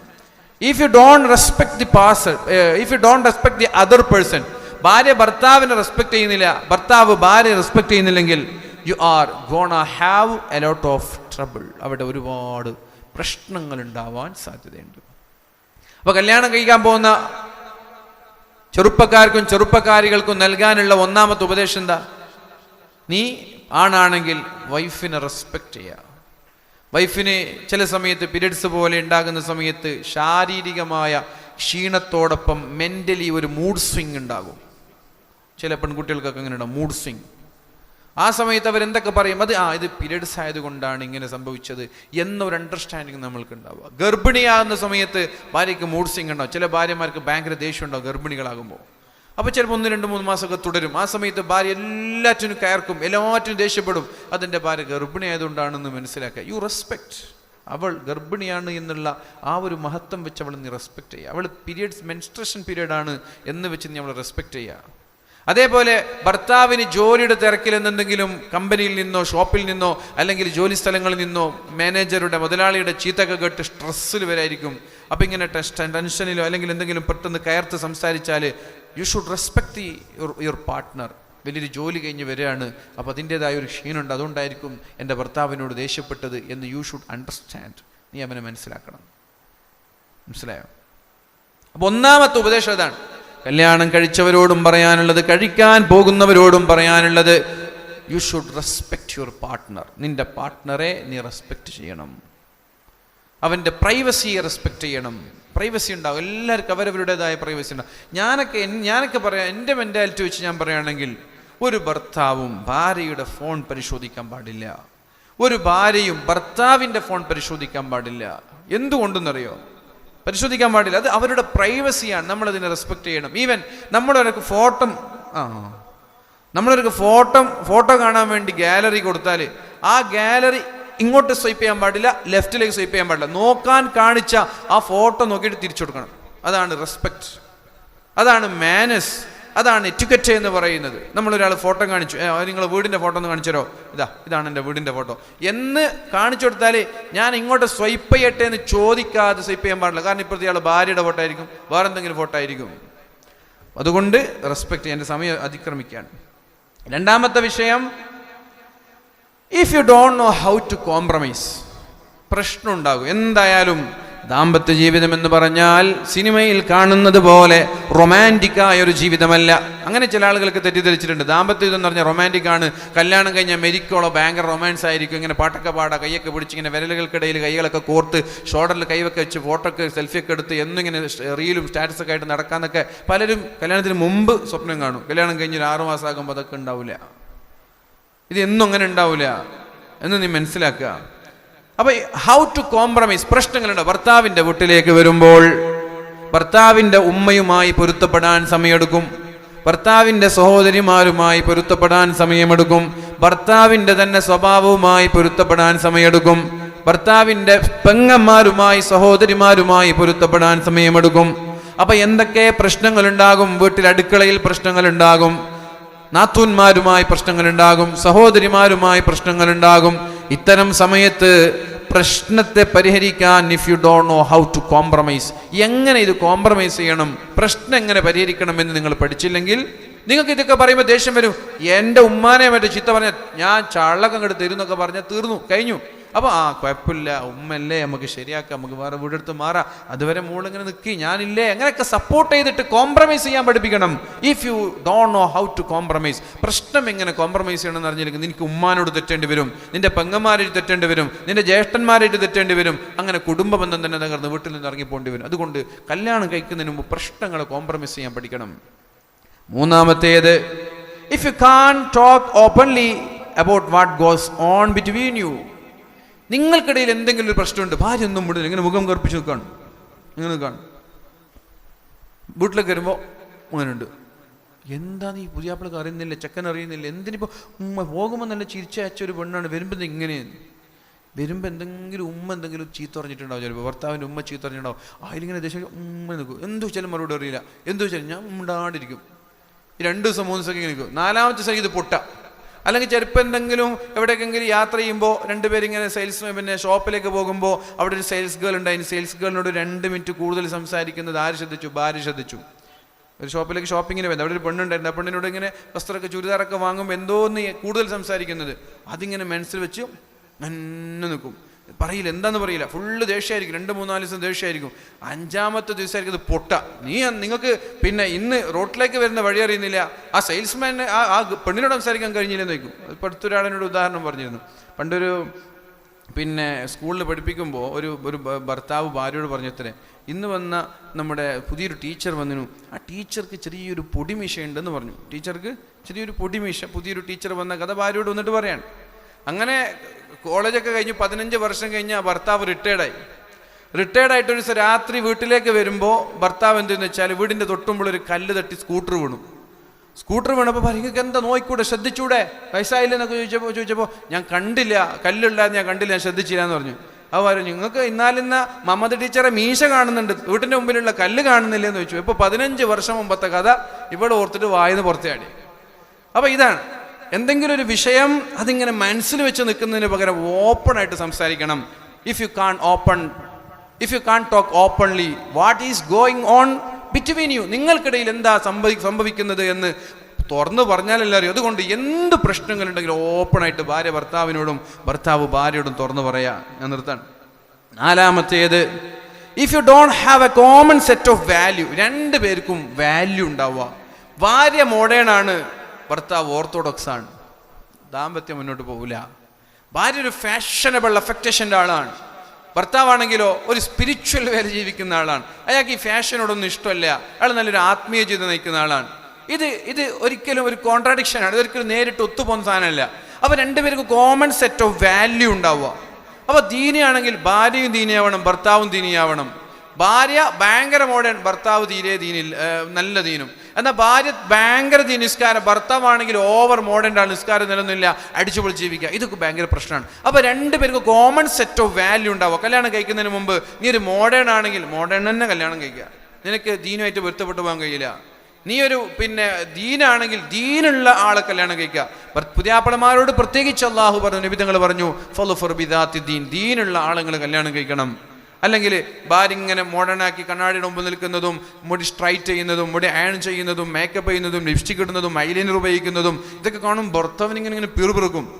2 റക്അത്ത് നിസ്കരിക്കാനൊക്കെ സമയമില്ല, കണ്ണാടി മുമ്പിൽ 1/2 മണിക്കൂർ നിൽക്കുന്നുണ്ട്, ഇങ്ങനെയൊക്കെ തോന്നും. അവ എപ്പോഴും പ്രശ്നം തന്നെയായിരിക്കും. അതുകൊണ്ട് കോമൺ സെറ്റ് ഓഫ് വാല്യൂസ് ഉണ്ടാവുക. പ്രിയപ്പെട്ടവരെ, ഞാൻ ഉപസംഹരിക്കുകയാണ്. അല്ലാഹു റബ്ബ് സുബ്ഹാനഹു വ തആല നമ്മുടെ ദാമ്പത്യ ജീവിതം മനോഹരമാക്കി തരട്ടെ. അപ്പോൾ ഞാൻ പറഞ്ഞ വിഷയം, 1 കുടുംബബന്ധം പൊതുവായി ഞാൻ പറഞ്ഞു. 2ാമത്തേത് കല്യാണം കഴിക്കേണ്ട പ്രായം പറഞ്ഞു. 18 വയസ്സിൽ കല്യാണം കഴിച്ച് നിക്കാഹ് കഴിപ്പിച്ചവരെ പഠിക്കാൻ അനുവദിക്കുക, പഠനം കഴിഞ്ഞതിൻ്റെ ശേഷം കല്യാണം കഴിപ്പിക്കുക. 3ാമത്തേത് നമ്മൾ പറഞ്ഞത് മാതാപിതാക്കളോട് മക്കൾ കാണിക്കേണ്ട മര്യാദ. പിന്നെ പറഞ്ഞു ഭാര്യയോട് ഭർത്താവ് കാണിക്കേണ്ട മര്യാദ. പിന്നെ പറഞ്ഞു ഭാര്യ ഭർത്താവിനോട് കാണിക്കേണ്ട മര്യാദ. പിന്നെ പറഞ്ഞു മാതാപിതാക്കൾ മക്കളോടുള്ള ബാധ്യത എന്ന് പറയുന്നത് വളരെ നേരത്തെ വരെ വിവാഹം ചെയ്തു കൊടുക്കലാണ് എന്നുള്ളത്. ഭാര്യയും ഭർത്താവും തമ്മിൽ ഒന്നിച്ച് ജീവിക്കുമ്പോൾ ശ്രദ്ധിക്കേണ്ട കാര്യം. ഇത്തരം വിഷയങ്ങളാണ് പ്രിയപ്പെട്ടവരെ നമ്മൾ ഇന്ന് വളരെ പ്രാധാന്യത്തോടെ ചർച്ച ചെയ്തത്. അല്ലാഹു റബ്ബ് സുബ്ഹാനഹു വ തആല നമ്മുടെ സംഗമം സ്വാലിഹായ അമലായി നമ്മളിൽ നിന്ന് സ്വീകരിക്കട്ടെ.